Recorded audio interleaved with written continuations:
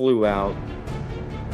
To lead the Skol chant and sound the Yeller horn, please welcome the 31st Adjutant General of the Minnesota National Guard, Major General John Jensen.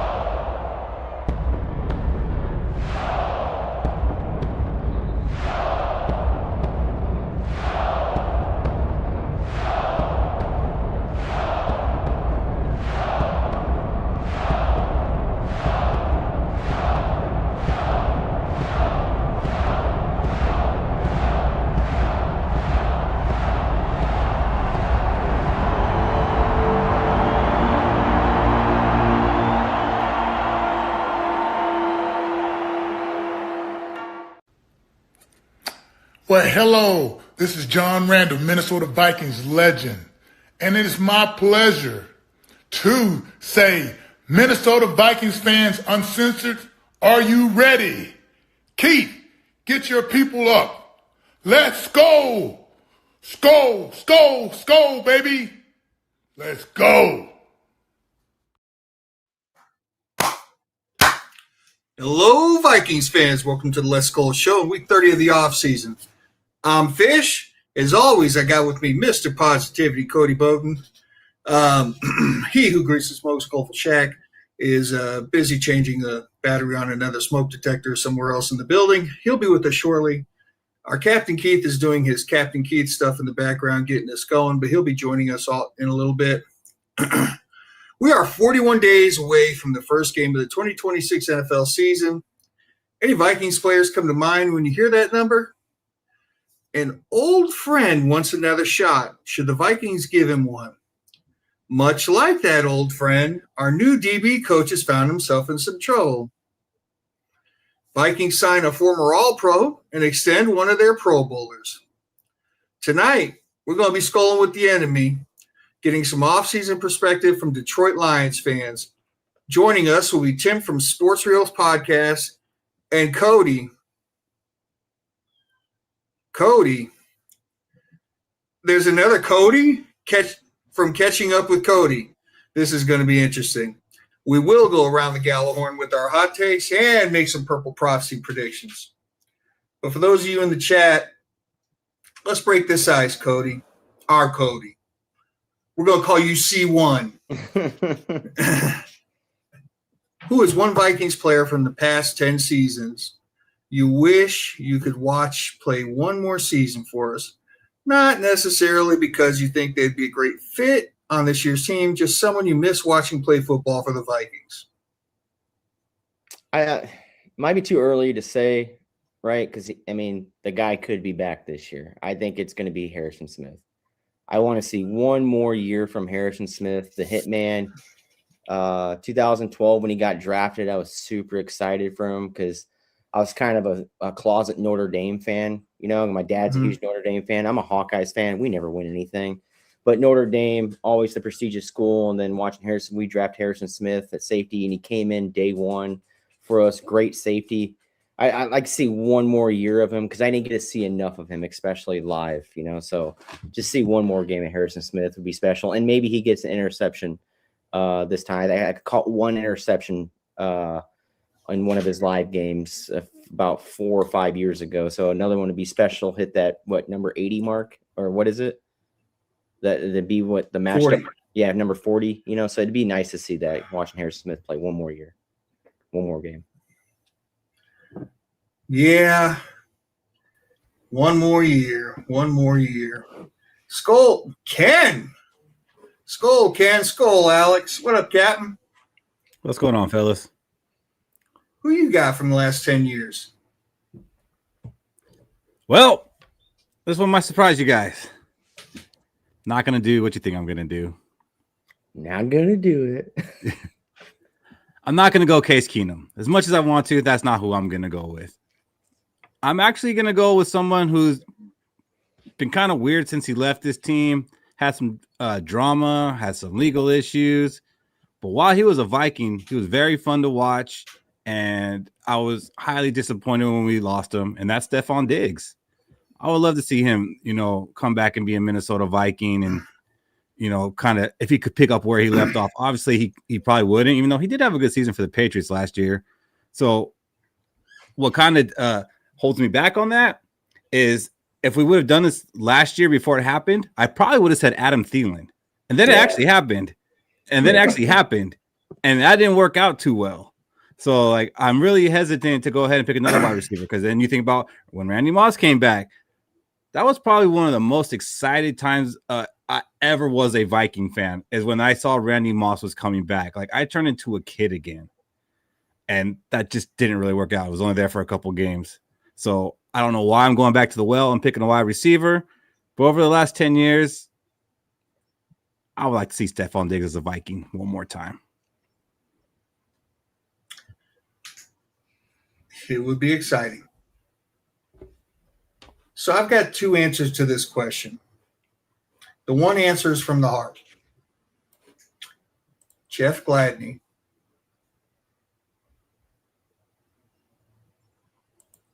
For reasons. Okay. But now my real answer, I can't believe I'm about to say this. Kirk Cousins?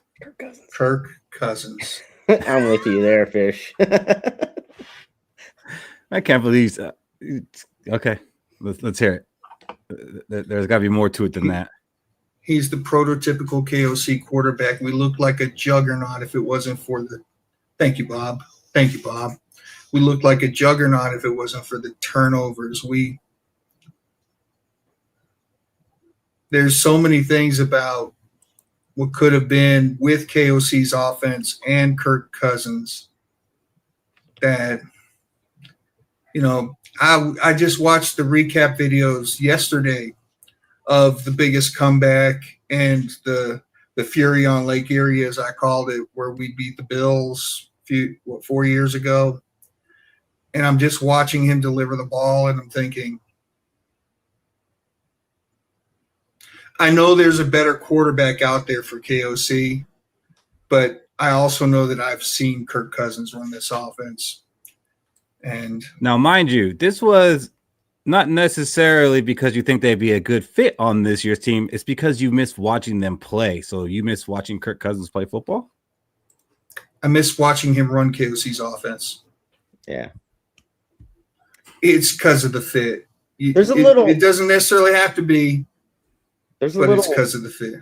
There's a little something in the back of everyone's brain after last year, thinking, "Man, what would Kirk Cousins do? Would we be a playoff team?" It popped up. It had to at some point in the last year. Ken's like, I didn't. I did, yeah, no, yeah, right. but to me, that's a different topic in my opinion.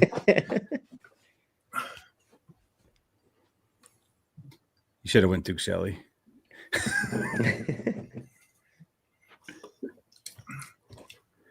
I didn't go Duke Shelley for the same reason you didn't go Case Keenum.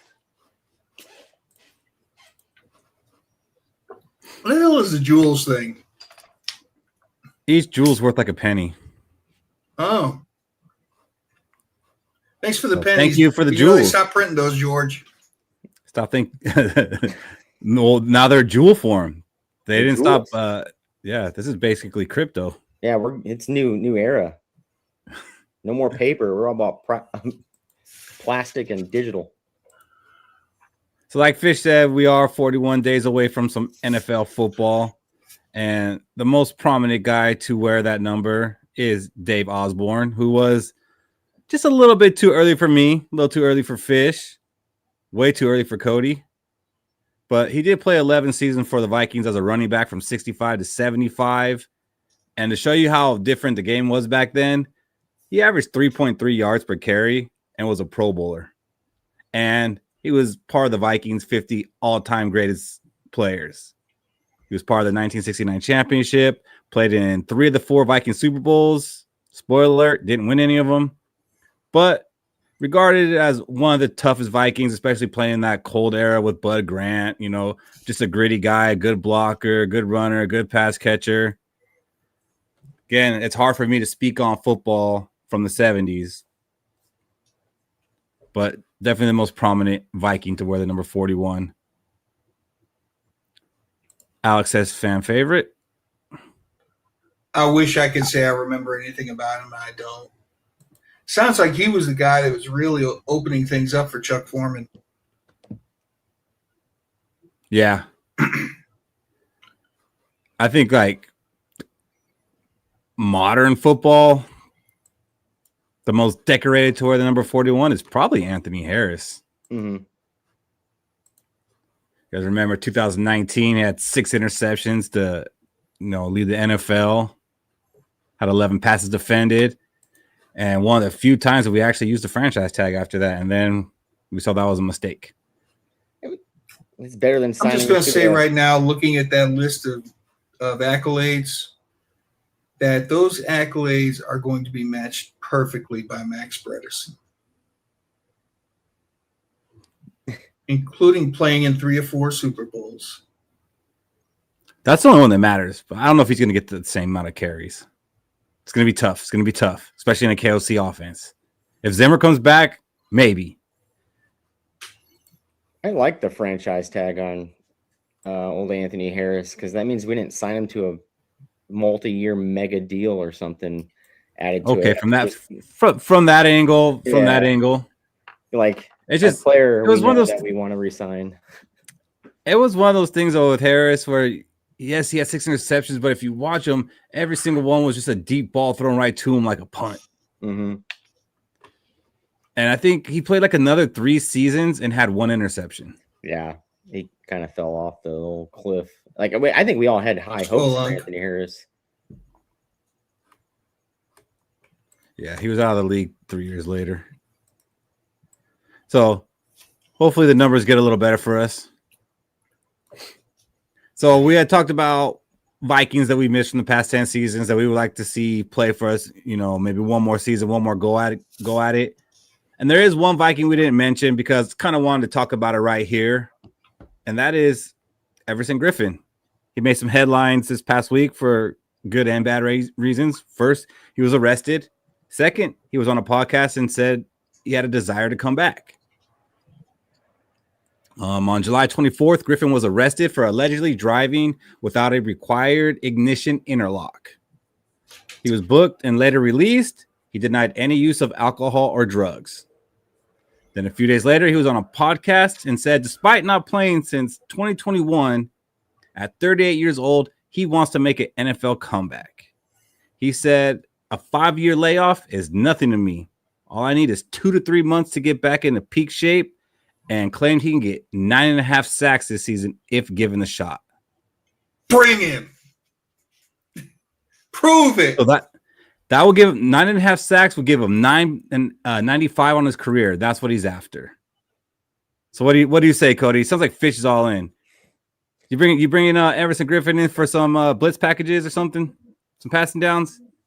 I give him the old Jamal Adams treatment. Give him the 1.3 million minimum, and then here's your workout, bud. See what you got. Not guaranteed. See what happens. But practically, no, I don't see where he fits, where he can fit. Because if he comes in, that means we're already talking about cutting Taki. Now we're going to be talking about cutting LDR. He probably has to sit behind Orange and Banks. I just don't see, unless he figures out how to rush standing up off the edge. But then again, we just signed Jamal Adams, and then we have there's good football players out there from Teasley. So practically no, but as a fan, yeah, I'd love to see him come back at some sort of capacity, whether it be maybe just a mentor, a coach, or a locker room guy. We'd have to cut a 7th round draft pick. But is that what do you think? What do you think, Fish? 38-year-old Everson Griffen. Look, for one, we'll never know. If he could get in shape in a couple of months, if he could do that, I'd say you got to give him a shot. I mean, I'm not saying give the guy a shot.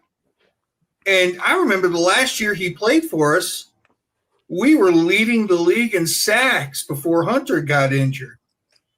And it was Griffen and Hunter.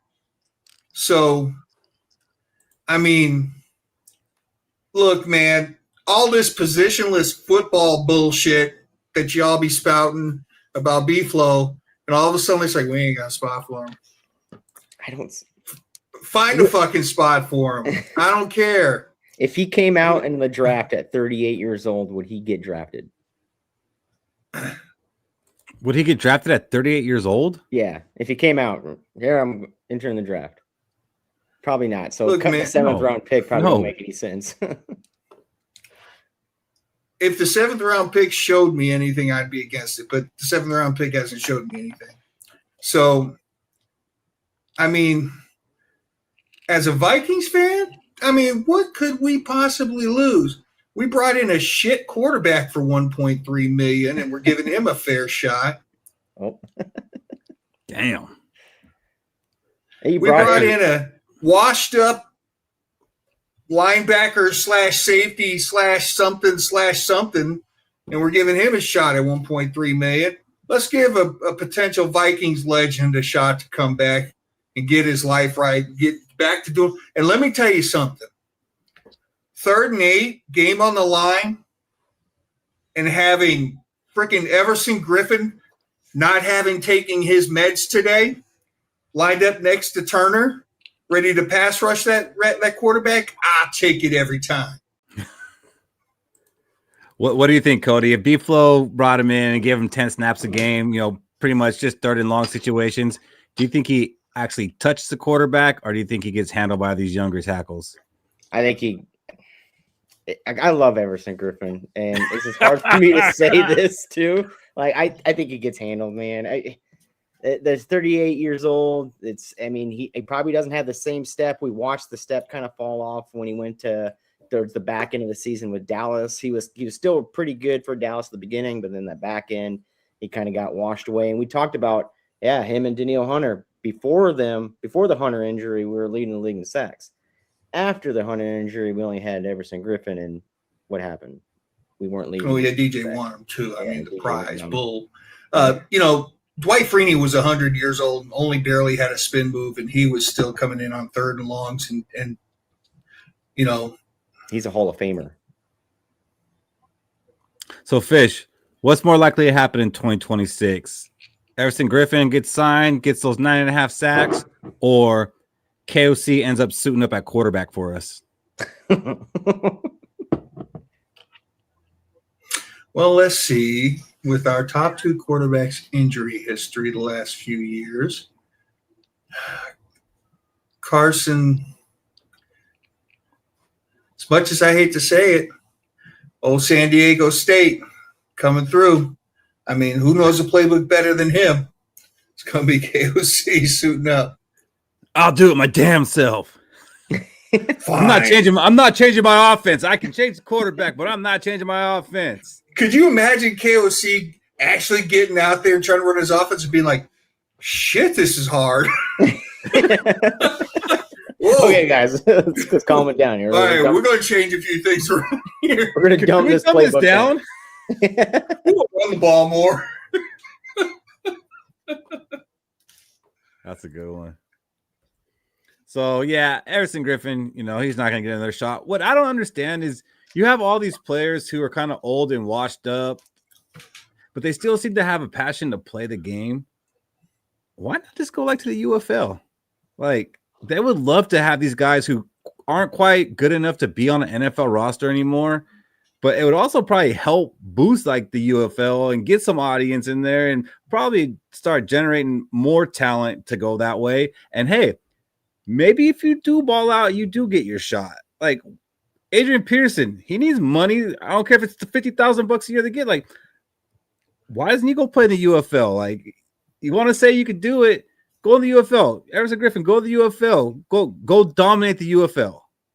If it's for the love of the game and it's not about chasing a paycheck, go dominate that league. It's ego. There's some ego involved. You don't want to take a downgrade and I'm a UFL player now, or I think it's a downgrade. You hit the league. But I mean, you see like ex-NBA players in Ice Cube's like Big 3 league, like they go and do that. And even like there's been some big names in there. Like it's just because you still love the game, you still want to compete.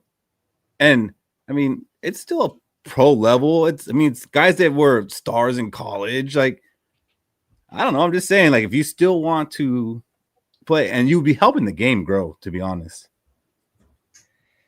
Skol, Robbie. Yeah, if he joined the UFL, he would have what? Instead of 2 months, he would have around 8 or 9. Yeah. Yeah. He might make their all-star game. It would be cool to see him back, though, just to see what happens. And we know the outcome, but we just to see what happens. Yeah. And then we talked about he did have the issue with the ignition lock, but said that he wasn't drinking. But one person who was and got caught driving was our new defensive back coach, Gerald Alexander.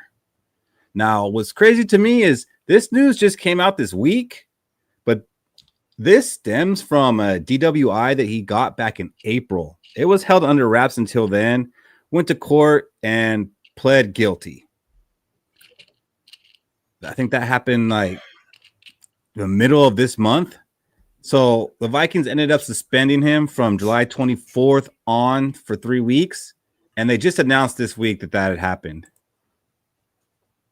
What is it with this team? Like, do other teams go through this? I feel like if not every offseason, at least every other offseason, we got somebody getting busted with a DUI. I think Jordan Addison needs to come, have a come to Jesus moment with this guy and say, okay, listen, first things first, you got to have a pet. You got to say he's sick. You got to have your outs. All right. The thing is, you don't hear nothing about these damn coaches. And then, DUI, or they passed away. Oh, are they important?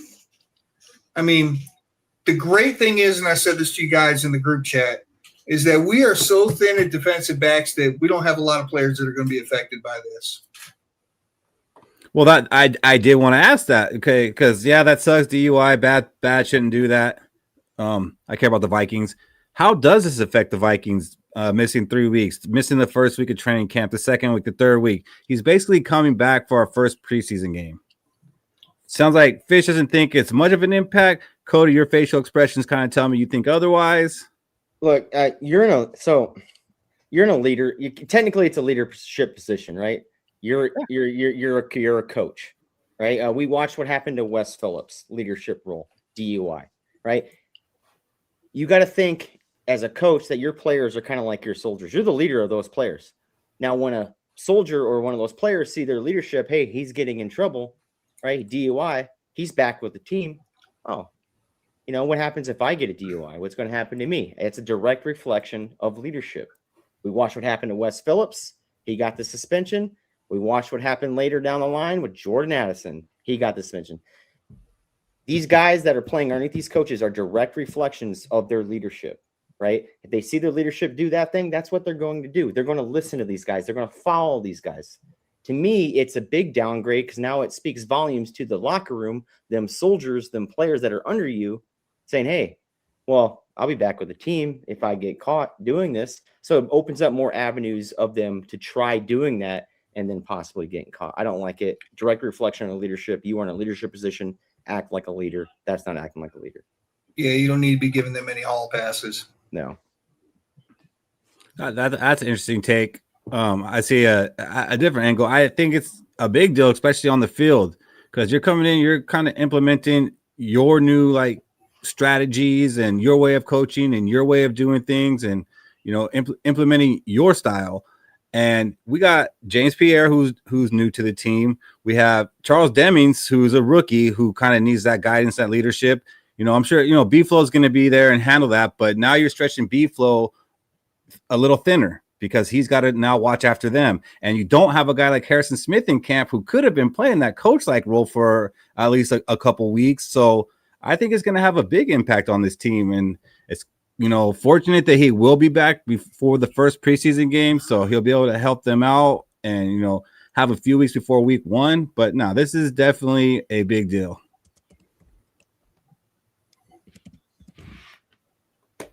And Fish still doesn't think so. Nah, I mean, so long as Chuck Demings isn't found in a brothel next week, I'll be all right. Yeah, but he might be found out of position in a key moment of preseason. He's athletic. He's rangy. He can make it up. So was Jeff Okuda. My favorite cornerback of all time. Hey. So we'll see what kind of effect this has going forward, but it is a bummer for him not to be there, especially with camp opening up, and it's a time to be learning and implementing things. And he won't get to work with the newest Minnesota Viking, Jamal Adams, who signed with the team this week, announced it on X with a Skol. I love when a player comes to this team and they embrace the Skol right away. Like, I don't know why. Maybe it's just a homerism in me, but that makes me root for them just a little bit more. And this is year 10 for Jamal Adams. He spent last year with the Raiders, appearing in all 17 games after being limited to just 15 over the previous 3 seasons due to an injury. Before those injury-riddled years, Adams was an absolute stud. He was a 3-time All-Pro, 1-time first team, 2-time second team, and a 3-time Pro Bowler all in his first 5 seasons. So, really good player. Then I think he tore his quad, and doctors had told him that that's a 2 to 2.5 year recovery to get back to the explosiveness that you originally were at. Last year would have been 2 years, so he's coming around that 2.5 year mark now. So this could have been a good time to pounce on it, see if he can recapture any of that magic he had. I'm not expecting this guy to be an All-Pro or even a Pro Bowler, but to be, an effective depth piece or a rotational player, I can see it. What do you think about it, Cody, when you saw them sign him? I thought, okay, I'm fine. They can add to the defense wherever they want. The defense is not the issue. I don't think it's going to be the issue for the future. So adding Jamal Adams, awesome. Great pickup. My issue with the Adams thing is after this season and then the past 18 months, we are his 4th team in 18 months. Mm-hmm. He's been cut from the Lions practice squad. He played on a Raiders team last year that he's probably the second biggest name on that defense next to Max Crosby, right? So I can see where the stats were coming from. I hope he's back to form to just even that 2000 and the year before he went to the All-Pro that year. He's back to that form. Don't need him to be an All-Pro, just need him to be a piece. I'm happy for it. I'm just the issues I have with it is with the guy we drafted in the 2nd round. How does that take away from him going forward? So it's a good deal. I mean, throw a dart at it, 1.3 million, not guaranteed. So it's basically a workout. Here, come work out with us, see what you got, see if you're good. If we cut you, we don't lose anything off the books. If we want to keep you, you're on a $1.3 million contract. Yeah, and that's the crazy thing. You mentioned it being Galladay and not like, is this a Harrison Smith replacement? Because he did transition into a linebacker. If you look down at the bottom of this graphic, these are the positions he played last year. 254 snaps at linebacker inside the box, 124 at slot, and then 60 snaps on the edge. Only had 2 snaps at safety. So this guy is here to play linebacker. I don't know that it's going to be that detriment to Galladay. It could help him. It could help him. There is some leadership skills there. From everything I've heard about him, he seems to be like a well-liked guy by the team, a good locker room guy, and a guy that loves football. He had an interview, I think it was today or yesterday, and he doesn't care that he's only playing for the league minimum. He's like, I don't care. I just want to play ball. Like, those are guys you need on your team, and that's infectious. And especially for a young guy, that's a great positive influence. And it's, again, not a real high bar for Galladay to have to clear to get his playing time. So if he can't clear that bar, then he shouldn't be playing yet, and that's fine. I also heard that B-Flo was going to split the reps of the ones equally between him and Cashman, and it was a true competition for linebacker 1. Well, what was that? Sorry. I heard that B-Flo was going to split the reps with the ones equally between him and Cashman. It was going to be a true competition for linebacker 1. I don't see it, but I mean, maybe. I'm kidding. I mean, I'm playing with you about the whole QB competition. Wait. hey, okay. I'm slow and I don't get it, but I could actually see it because again, he's in his 10th year, so he's not young, but he's not old either, and he's coming off a pretty devastating injury that was told was going to take about 3 years to get his explosiveness back. He's there, so there is a chance that we do strike some lightning here. Like this could be like a Eric Wilson type season for this man. Put Eric Wilson in the edge rotation behind Van Ginkel and Dallas Turner, and let Jamal Adams and Brian Cashman run the middle. I mean, if he's got it back, he had 9.5 sacks in one season as a safety. Mm-hmm. He's a little older, so you put him a little closer. What really fired me up about this was his reasonings why he came to Minnesota. He said, hey, 2 words, Teasley and B-Flo. And he also mentioned this is a playoff team. So a guy that spent 10 years on some pretty bad teams, i.e. the Raiders and the Jets, right? And then the Titans, and then part of the Lions practice squad. He saw what the Lions were. The Lions were a playoff team when he joined. They made the playoffs. They won the 15 games over our 14, right?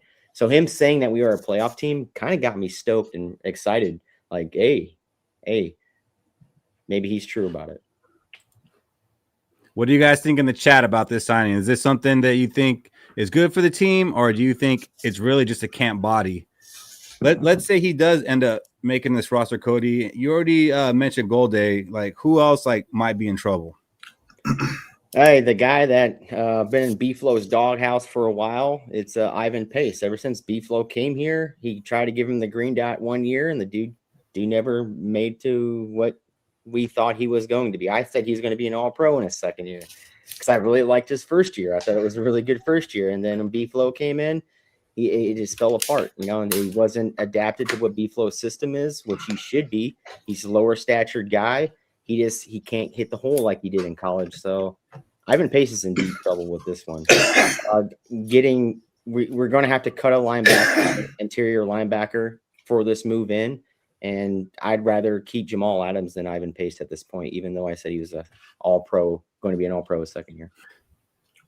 And Alex, there's no issue with Golday. Cody, I just mentioned he hopes this doesn't take away from Golday, getting reps and snaps, and I don't think that it will. But the whole thing with Pace,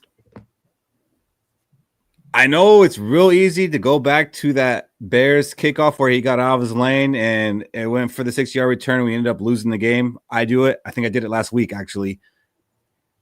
He actually is probably our best special teams player. Yeah. So you do cut him. You do have to replace that. Now, he's also making like $3 million that we could save, which that money could, go to, maybe an actual edge rusher, or just to have some money in case we do have to make a move like mid-season. So $3 million is a lot for just a special teams player. I wonder how open is Jamal Adams down to run on kickoffs.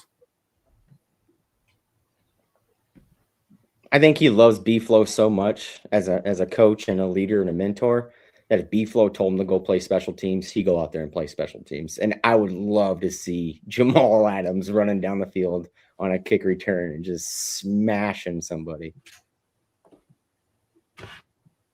I could see it. But I mean, I think the biggest thing that would save Pace would be the special teams play. So whether that's Jamal Adams or maybe they find somebody else, in camp, I do think Pace is the one that's in trouble here. Mm-hmm. So we'll see how that plays out over the next couple of weeks. Can't wait to see him in some preseason action. Now, to Fish's favorite topic. The Vikings kept one of their own. They extended Brian O'Neill. Now, this has been a topic that we've talked about a lot this offseason, and the Vikings finally ended all the speculation and signed him to a contract that I think was bigger than even those who wanted him back expected. 4-year, $96 million extension. You like it, Fish? Oh yeah, I'm excited. Let's see. Brian O'Neill. Where do I start? So that makes him on average the second highest paid right tackle. That's what you told me, right? Mm-hmm. Okay. We paid that to a guy who in his 9-year career has made 2 Pro Bowls, no All Pros, has only played 3 full seasons. I mean, look at here. 8 games in 10 seasons, Fish. Huh? He's only missed 8 games in 10 seasons, so you can't keep trying to act like this guy's an injury problem. He's played 3 full seasons. I didn't lie. 8 games. He played in 14 last year. He played in 14 3 years ago. He played in 16 the year before that. He played. Then he missed some games in the first couple of years. He's played in 3 full seasons. Yeah, so a lot of quarterbacks don't even play in full seasons because they That's all right. My point is that he's got no accolades except for 2 Pro Bowls, and we just made him the second highest paid right tackle. And that's the kind of bullshit, which is why we're never going to win a Super Bowl. Well, he is a top 5 right tackle. Mm-hmm. And the reason you don't make an All-Pro is because you're not the number 1 guy. The number 1 guy is the All-Pro. And that's Lane Johnson. So he could be a second-team All-Pro getting paid second highest amount of money, right? That was Penei Sewell. No, left tackle. Yeah. Now he's a left tackle this year now, yeah. But I like the deal because back in March, we were talking about how can we get money for this year. We were salary crunch to the cap, and Brian O'Neill's name came up. We needed to extend him. How can we get money? Is by extending Brian O'Neill, right? And now since we kind of set our roster, we're kind of happy with it right now. People are like, well, why did we give him all that money? We technically shaved some of his money off from this year so we can save some money, and we push that money into those other 3 years. So the $94 million, I get it where it's coming from, but $11 million of that is from his past contract that we had to sign him for. So we extended and pushed that money forward to the rear. Saving $11 million, that's an edge rusher. Getting Ivan Pace off this team, $3 million. Now you're up to $14 million, plus the money that we have already saved up. That's a really good edge rusher if you really think about it. So I love the deal. We all knew that the extension was coming. It just came a little later down the line when the team was kind of already filled out, but now it's happened. We got more money. I like the deal, pushing $11 million, saving it for this year. So I'm good with this deal. Yeah, me too. And we got our tackles playing together for like the next 5 seasons now. Mm-hmm. So y'all crazy. 4 years for a 31-year-old tackle. That's second highest average in the league. Oh, but when it all measures out and everybody else gets paid, he won't be second. He's second right now, God damn it. He ain't that good. And he's top 5 at his position. And he's the next one up to get paid. So, and like at his position, it's not one where 30 years old is like that old. You got guys playing well into their 36, 37, 38 year at tackle. Well, he keeps missing a few games every season. That'll extend his career out. Yeah, he'll have fresh legs. Would you have been okay with it if it was signed in March? If he was extended in March and we all seen a jump in $11 million? No, I would not have been okay with the 31-year-old tackle being signed for 4 years at the second highest pay rate. But we're okay. Cody. But we were okay with extending Christian Darrisaw, who hasn't played a healthy full season. No, I was not okay with that because he can't play healthy. Well, you got to pick your poison. Look, Cody. Look, I don't go for national narratives. I don't hear, we've got the best bookend tackles in the league. I don't believe that bullshit. You go by to judge him. How do you judge him that he's not one of the best tackles in the league? Results, time, availability. The results are good. Accolades, nothing. He's got nothing. He's got 2 Pro Bowls. He ain't that good. The only way to settle this is Fish names 5 other right tackles that are better than him. Okay, Cody. Name 5 other safeties that are better than whatever. I don't give a shit, dude. Our guy ain't that good. He don't deserve second highest money. Now, let me tell y'all something. 3 years, 2 years guaranteed, 20 average, maybe 19, 20, somewhere in there. I'd have taken that a lot better. 4 years, 24, second highest paid, right there. You know what, Fish, though, but a few years ago, you probably wouldn't have taken him at $20 million, but now $20 million isn't what $20 million was then. So in 3 years, 24 ain't gonna be what 24 is. So you're trying to stretch my budget up to 24 now is what you're trying to do. Well, I mean, you're really arguing like over pennies here. You're like, but 2 years, yeah, $20 million. Well, you know, with that $3 million we could save for Pace, we could get a really good edge rusher. Yeah. And 15, keep our good tackle. And 15, keep the good tackle. $15 million a year is a pretty good edge rusher. 7, not a 10, not a 9, not an 8. He's a 7. And teams would pay a lot of money for a 7 because most teams don't have a 7. Let them. No, because then we're gonna have a 5. Pay a lot of money for a 7. We don't have. I don't think there's even a right tackle on this team outside of Brian O'Neill. We're gonna be in a bad sort of way when he goes down for a few games. Then Cody. Well, thank God we have him still right now. So I'm happy with the signing. I think it was good. I think they had this planned. I don't know why they waited so long, but it does make me wonder a little bit why they use a 3rd rounder on a tackle. That's the question that I have right now. Caleb Tiernan. He's not a tackle. Like, I understand we need depth, but do you really use a 3rd round pick on depth? Okay, cool. You say he's not a tackle. I've heard the rumor of him playing guard, but I've also heard that he hasn't looked well trying to, play in that position. I don't think we have young guards. We have young guards. Like our guards are aging out. You also got Will Fries. You do. And he's got a huge contract, massive contract. How much he signed for? How many years? Fries, I think 5. 5 years over. So, like, when we drafted Tiernan, I thought instantly reading his draft scouting reports and all that, and the arm issue, the length of his arms was a major problem for playing right tackle or any kind of tackle position in the NFL. I don't think he can transition over to tackle in the pros. I think he is there at guard, and I think he'd be pretty good at guard because he is big. He is massive for a guard, but his arm length. So, I don't think we have a right tackle outside of Brian. What's the issue with Tiernan's arms? They're the lowest percentile in drafted history, I'm pretty sure. But I mean, like, didn't they say he's 6'8" with the arms of a 6'6" guy? Is that what they said? I think they're a little smaller than the 6'6" guy. I thought that's what they said, was he has the arms of a guy who's 6'6". So Brian O'Neill's 6'7". With the arms of a 6'9" guy. Yeah. All I'm saying is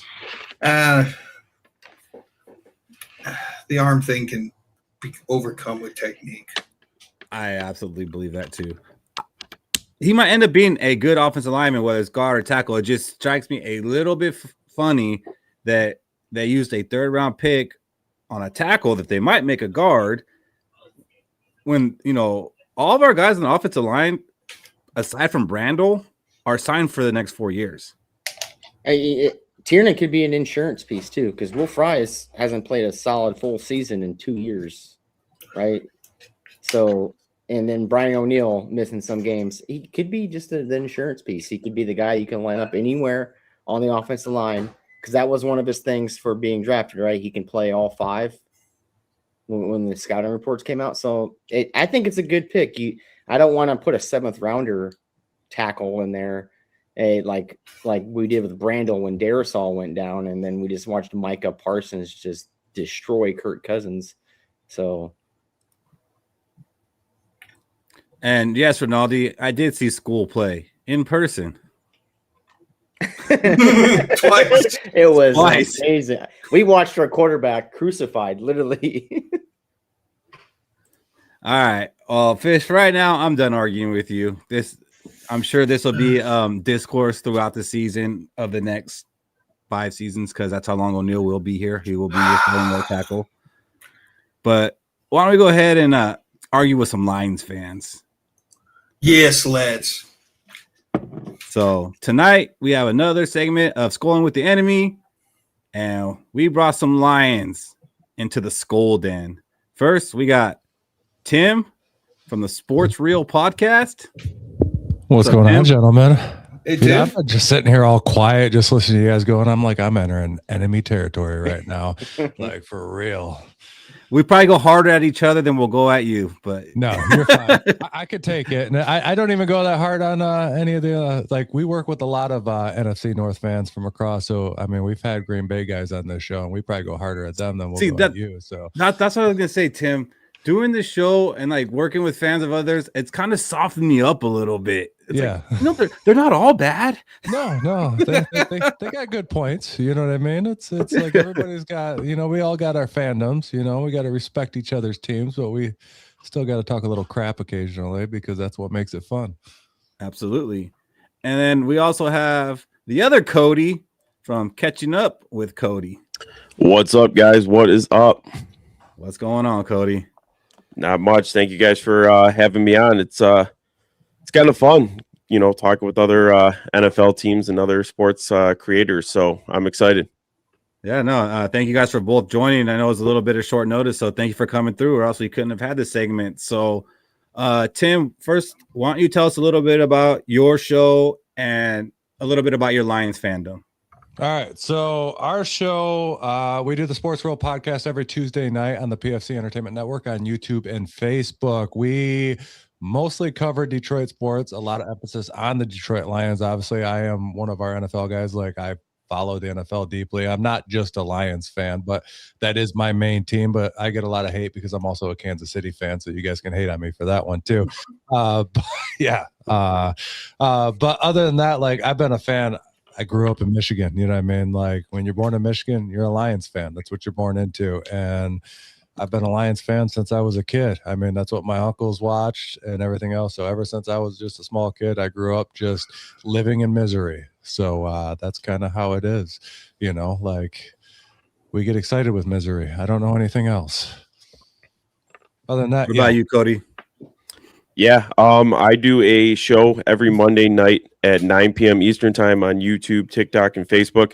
Yeah, just a big all-around sports guy. I'm a huge Pistons fan, but also obviously a Lions fan and all the Detroit, sports. And kind of like Tim said, we've been bad for so long as a Lions fan, so now it's kind of nice to see that we're on top and hopefully can continue that trend. But we'll see what happens. Missing playoffs last year, but I think they'll turn it around again this year. All right, so chat, if you guys have any questions that you want to ask a Detroit Lions fan, throw them up in there and we'll get them asked and we'll get some answers. If you have questions about the Lions, questions about being a Lions fan, or questions about the Vikings from a Lions fan's perspective, go ahead and throw those in the chat.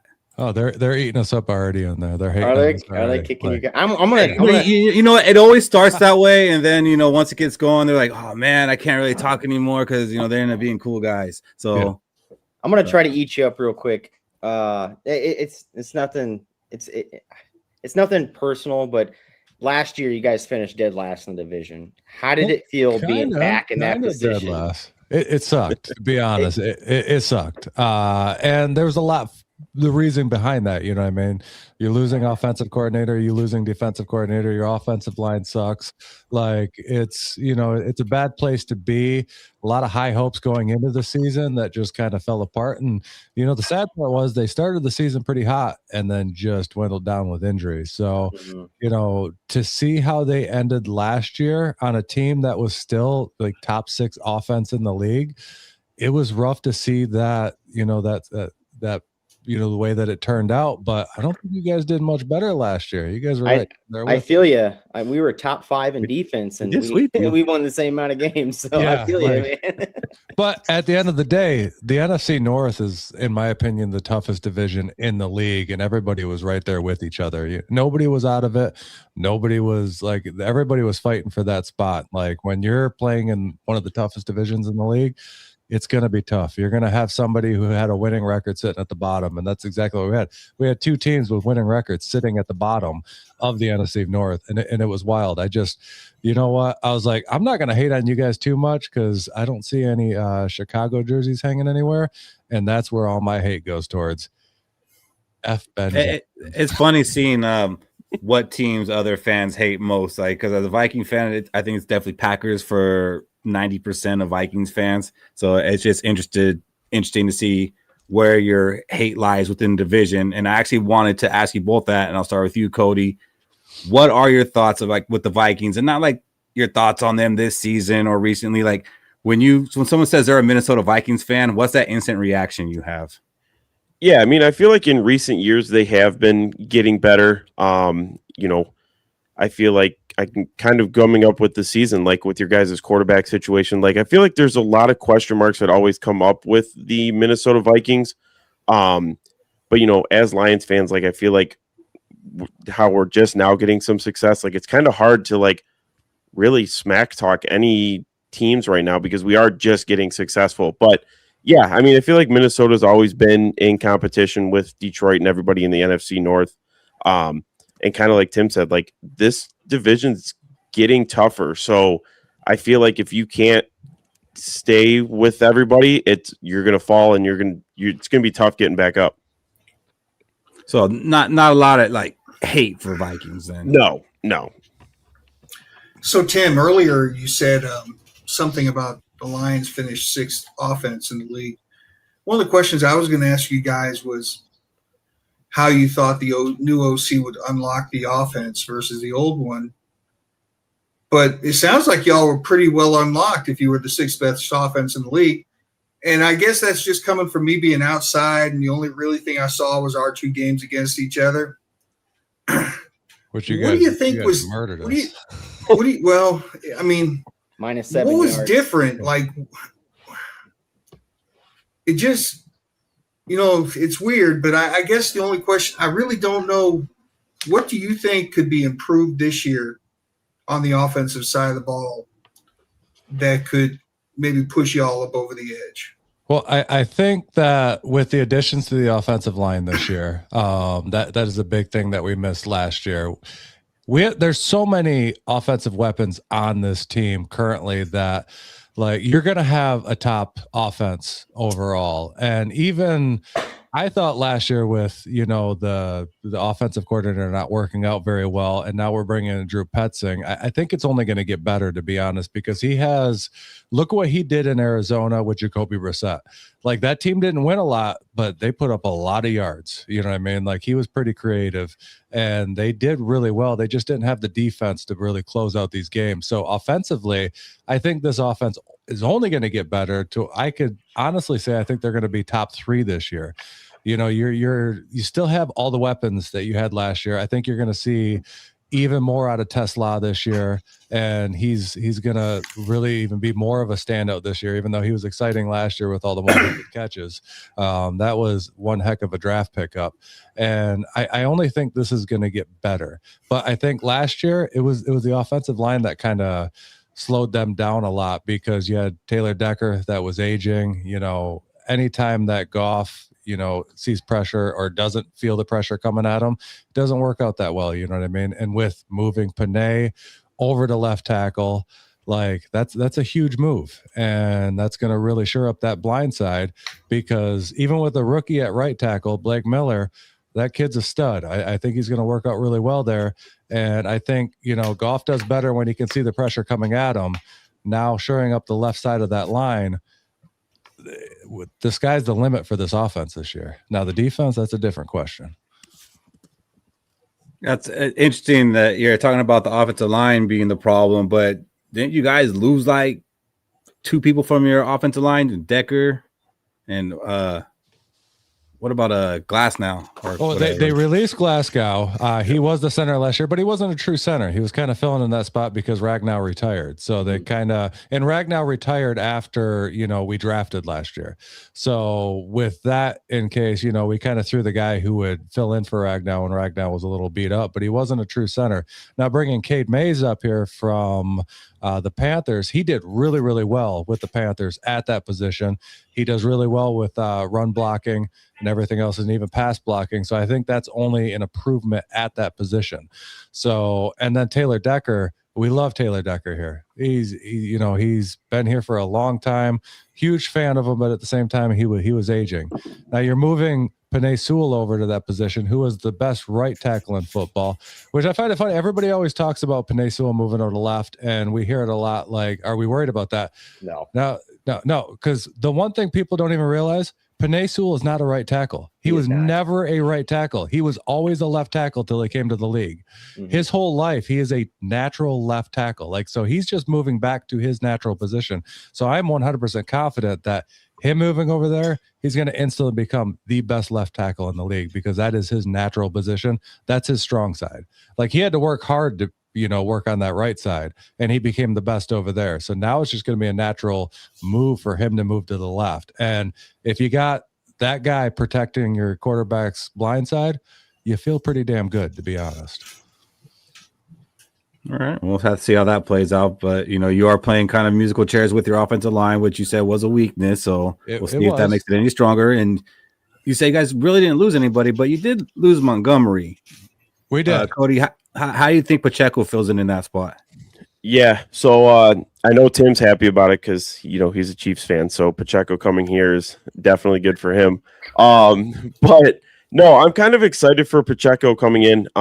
He's not really the same thing as Montgomery, but I think Pacheco is going to give you those quick 3 to 5 yards, kind of built bigger than Gibbs. So I think he's really going to pound through that line and be able to get us those quick yards. But just the 1-2 punch of Gibbs and Montgomery is going to be different not seeing Montgomery for the Lions this year because he was a great running back. I mean, I was happy to see Montgomery go. Fellas, I know how I feel about him. Is the fan base still in on Dan Campbell, or have you noticed them starting to turn? How do you feel about him? To be honest, the actual fans of the team, we're still 100% behind Dan Campbell because the players are behind him. Anytime that you get a coach that the players will run through a wall for, that's the guy you want to have as your coach. Now, last year, there was a few times there I was a little bit pissed off at him, you know what I mean? Because going forward on so many fourth downs, you need to start making a little bit, better decisions. And as a Lions fan, when we're giving up, possible wins because you're going a little crazy with the going forward on force, it gets a little upsetting. But at the same time, when it works out, we're all cheering it. When it doesn't work out, we're a little angry with him. But I don't think you could have a better coach leading the Lions right now. I mean, those guys, he brought the grit to this town, and those guys literally get behind it and will literally run through a wall for him. So I can't see anybody else coaching this team currently. And look what he's done, the whole turnaround. And it's not just the Lions. Look at the grit mentality that he's brought to the whole city. We see it with the Pistons. We see it with the Red Wings. I mean, they didn't turn out that hot this year, but we also see it with the Tigers. He's brought grit mentality to this entire city. And a lot of our teams have had a lot of success since he's come in here, and they've been adopting that grit mentality, using the grit term also. You know what I mean? A lot of those teams are. So, that mentality is working, and we're excited to see where it goes. Now, can the team get past this hump? Because, truthfully, I think the window's closing. They need to make a move here soon because there's a lot of contracts coming up, and we're going to be losing some guys. And what I don't get about fans, especially not watching or being not a fan of the Lions, Dan Campbell coming in and turning that franchise completely 180, especially in a second year. You put the Lions and the NFC Conference Championship game in the same sentence, people disbelieve you, right? And I think Dan Campbell is going to be staying with Detroit and is going to be with Detroit for quite a long time because he did that.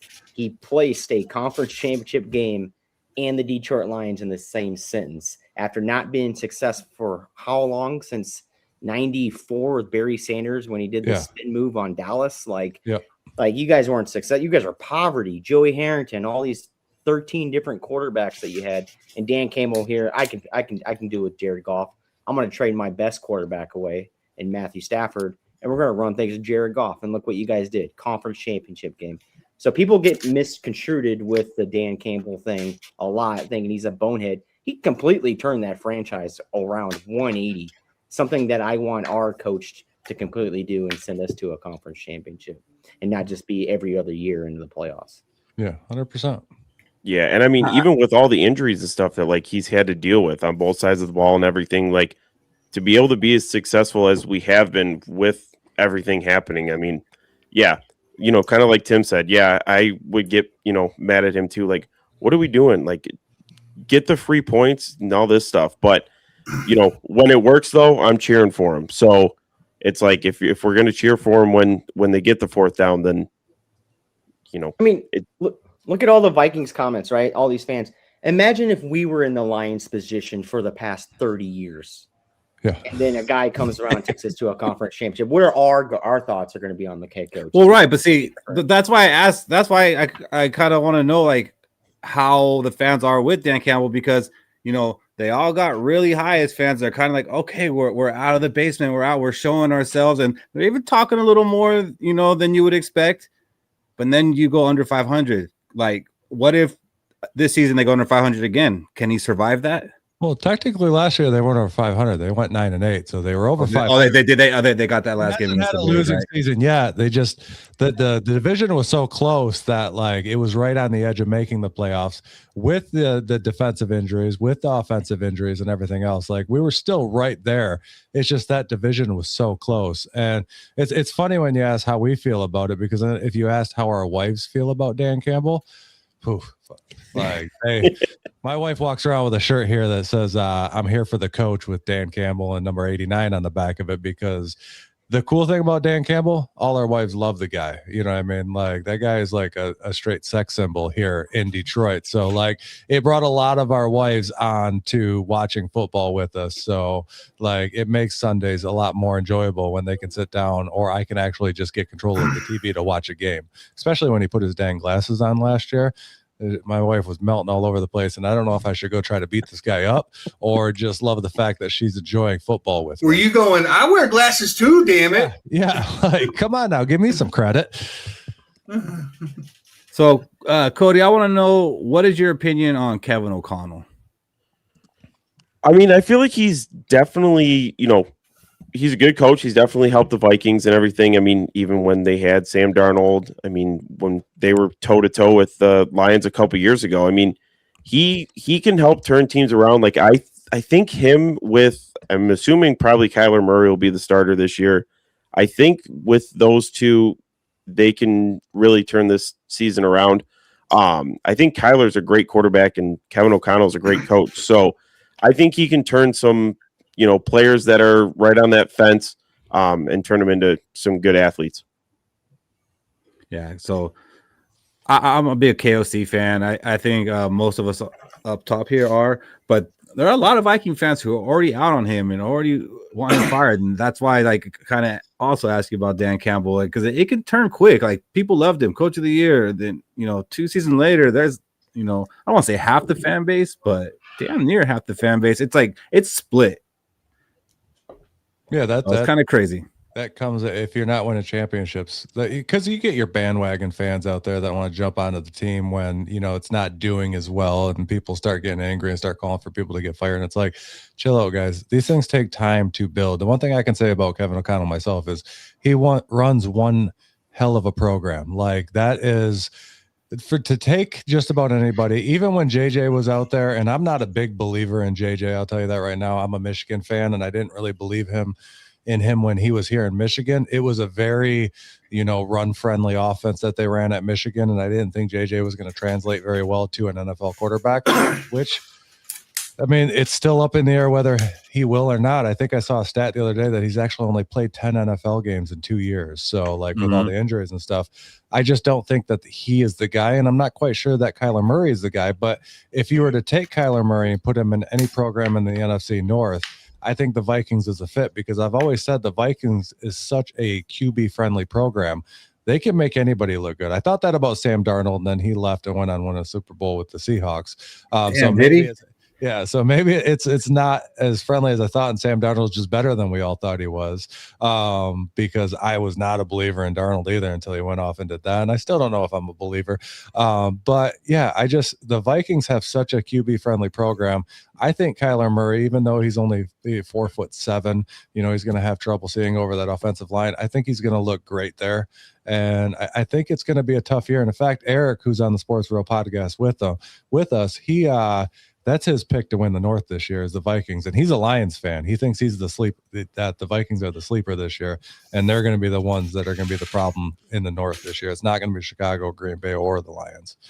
I think the big difference between us not liking KOC is because every single year we're like, oh yeah, we have a playoff team. We can make the playoffs. There's a long drought from Detroit fans saying, hey, we're finishing last. We know this. Yeah. You know what I'm saying? So there's a difference there with these two coaches and who to fire. It's Detroit's one heck of a place to be a fan, and it's just not on the Lions side, but it's across all sports. Every once in a while we see a little bit of light, and currently we're seeing a lot of light, but it doesn't stick around for very long. We're back in the dumps again for a while. Like when Skol believes.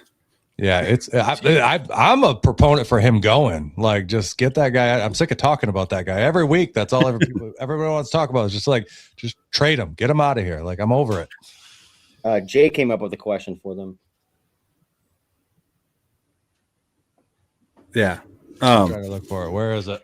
Yeah, I'll get to that one because I actually have that as a question. But since we're talking about the quarterback, I wanted to ask you guys your opinion on our quarterback situation, but it seems like you guys both think Kyler Murray is the guy, and you don't see JJ McCarthy coming out on top. No, I think No. JJ. Like Tim said, I'm a big Michigan fan too, and JJ's I don't think he's the right fit on the Vikings, and I don't really think he's a good fit in the NFL, unfortunately. Yeah, I know. I'm sorry, guys. I just, we had him here for quite a few years in Michigan and national champions, and we were excited about it. I just didn't think he was going to translate to an NFL quarterback. And you turn it back on him like that. No, I didn't turn my back on. I just didn't think he was going to fit. You know what I mean? And so far, he hasn't. And that might be injuries, and that could be, part of the, your guys' issue, offensive line. But you guys tweak that up. Maybe he could turn into something. But if you go back and watch any of those Michigan games, it was a very run-heavy offense. He didn't throw the ball a whole lot. He scrambled a lot, you know what I mean? But he had an offensive line there where he was able to do that. He hasn't had that with the Vikings yet. So maybe you guys shore up that line. Maybe we could see something from him. I've never been a believer that he would translate into an NFL quarterback. I just want y'all to know that Tommy Kiger in the chat, he's not going to appreciate you talking about the kid like that. I'm sorry, Tommy. I'm sorry. How do you guys feel about your quarterback, Jared Goff? I love him. I liked him when he played for the Rams. I mean, he won me fantasy football one year. So, I'm never going to turn my back on him. So, I won my league that year. And I thought it is as sad as I was to see Stafford go, because Stafford's one of my favorite quarterbacks ever. But I was happy that he was able to go out to the Rams and win a Super Bowl, because he wasn't going to do it here in Detroit. Like, that team that he was on, it was never going to happen. But to get Jared Goff, as soon as I heard that trade happen, I was super excited, because I think he is underappreciated. I mean, you look at his stats, he's one of the top quarterbacks in the league every year offensively. Everybody says he doesn't do well under pressure. He actually has one of the highest passer percentage under pressure in the league every year. The guy's amazing. He doesn't have an athletic bone in his body. And with the way that the NFL is transitioning to, when you want more of a running quarterback, he's not as exciting. He's a pocket passer. So you'd have to go back 20 years to get really excited about him. The last one that we saw that was really, really good was Tom Brady. You know what I mean? Like those were the pocket passers of their day. You don't see that as much anymore. The league is transitioning into a more running quarterback, and we don't have that. And we complain about that all the time because this guy only runs like 2 miles an hour. I mean, but at the same time, he's one of the most accurate quarterbacks in the league. And if you give him some time to throw the ball, he's super dangerous. Yeah, I comped him. I said Jared Goff is comparable to Dan Marino. Yeah, I could see that. Like, that's a good comp. Yep. Huge stats. I guarantee Jared Goff will make the Hall of Fame off stats alone. So yeah. That's an interesting take. Without a Super Bowl, you think Jared Goff makes? Oh, I did. Without, I mean, he's gonna get one, bro. I got high hopes. Without a Super Bowl, hopes. Eventually, come on now. Whether it's on this team or another, he's gonna win one somewhere. I don't know. I like Goff, but I don't know if I put him in the Hall of Fame. The numbers are there, man. The numbers are there. So is Kirk Cousins' numbers. Kirk Cousins will end up there. He'll end up there. No. We're lowering the bar now. No, he'll end up there. He's Kirk Cousins, great quarterback. Fish's favorite from the past 10 years. Yeah, and I like Cousins. He's our only from the past 10 years, Keith. Yeah. No, he's not. He's not. You guys let Darnold walk. We did. Yeah, and then he went on and won a Super Bowl. He went on and won a Super Bowl the next year. So I'll cap you guys on that one. On a stacked team with a great running game. I mean, we've seen him in the playoffs on this team, and it didn't work out. So, better infrastructure for him there, sure. Yeah. No, I mean, actually had a running game. I don't blame you guys at all for capping on Darnold there because we ate him up in that final game of the 2024 season. Like just tore. Yeah, we saw it too. Yeah. And then the Rams did the same thing the next week. Yeah. Well. No, we beat the Rams next week. That was the NFC Championship year. So we went on. No. I'm saying us. Okay. The Rams got you guys. Yeah, he shit the bed against you guys, and then shit the bed against the Rams, and there was maybe 5 to 10% of Viking fans who wanted to sign Sam Darnold back, but now you ask, it's like 70-80% said they wanted him back. They didn't want him back in that March. So well, no, and I don't think it would have worked out that well, to be honest, because I still feel like you guys have issues with the offensive line, and I think you would still see the same Darnold. I think that ends this year. Yeah, I think that ends this year. I think we have a good offensive line this year. I'm hoping so because it just makes this North even more competitive, and I'm a really big fan of the NFC North being the toughest division in the league. As much as I'm a Lions fan, I like to see a lot of good competition, and if we can get another 3, possibly 4 teams out of the North in the playoffs, that's a pretty cool thing to watch. So we've talked a lot about your offense here, and I do think they'll probably, I don't know, you said top 3. I don't know if I see that, but they're definitely a top 10 offense, no question about it. The problem is they got to score 35 points to win games. True. How is that going to fare this season? I mean, the defense, you guys got Kirby Joseph and Branch on the PUP, and you got Terry and Arnold in jail. So, and cut, obviously. Yeah. And didn't you lose Anzalone too? Yep. Yeah. Yes. So how's your defense going to bounce back and, keep your offense from having to put up 35 points to win games? I mean, like I heard today that Kirby Joseph, they don't know when he's coming back. So I feel like, I don't know. I think his career is done, unfortunately. Brian Branch hopefully will come back, in the next, the first couple weeks of the season. So that will be nice. But yeah, defense has not been a strong suit for us for a while. Terrion Arnold, I'm not too upset with him being gone, only because he didn't really pan out like a lot of people, I think, were hoping for. With a bunch of pass interference calls, he was just getting blown by every time, I feel like, by receivers. So that I'm not too worried about. But yeah, I mean, losing Anzalone, that was like the heart of the defense. So I was hoping that we would have got him back. But yeah, there's a lot defensively that needs to change. And kind of like you said, we got to put up 35, 40 points a game in order to kind of stay in some of these games, I feel like, with this, beat up defense.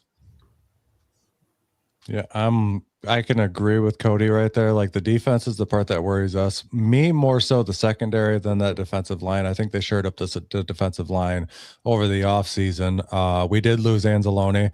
That was a little bit of a loss, but at the same time, he was aging in the position that they were using him in.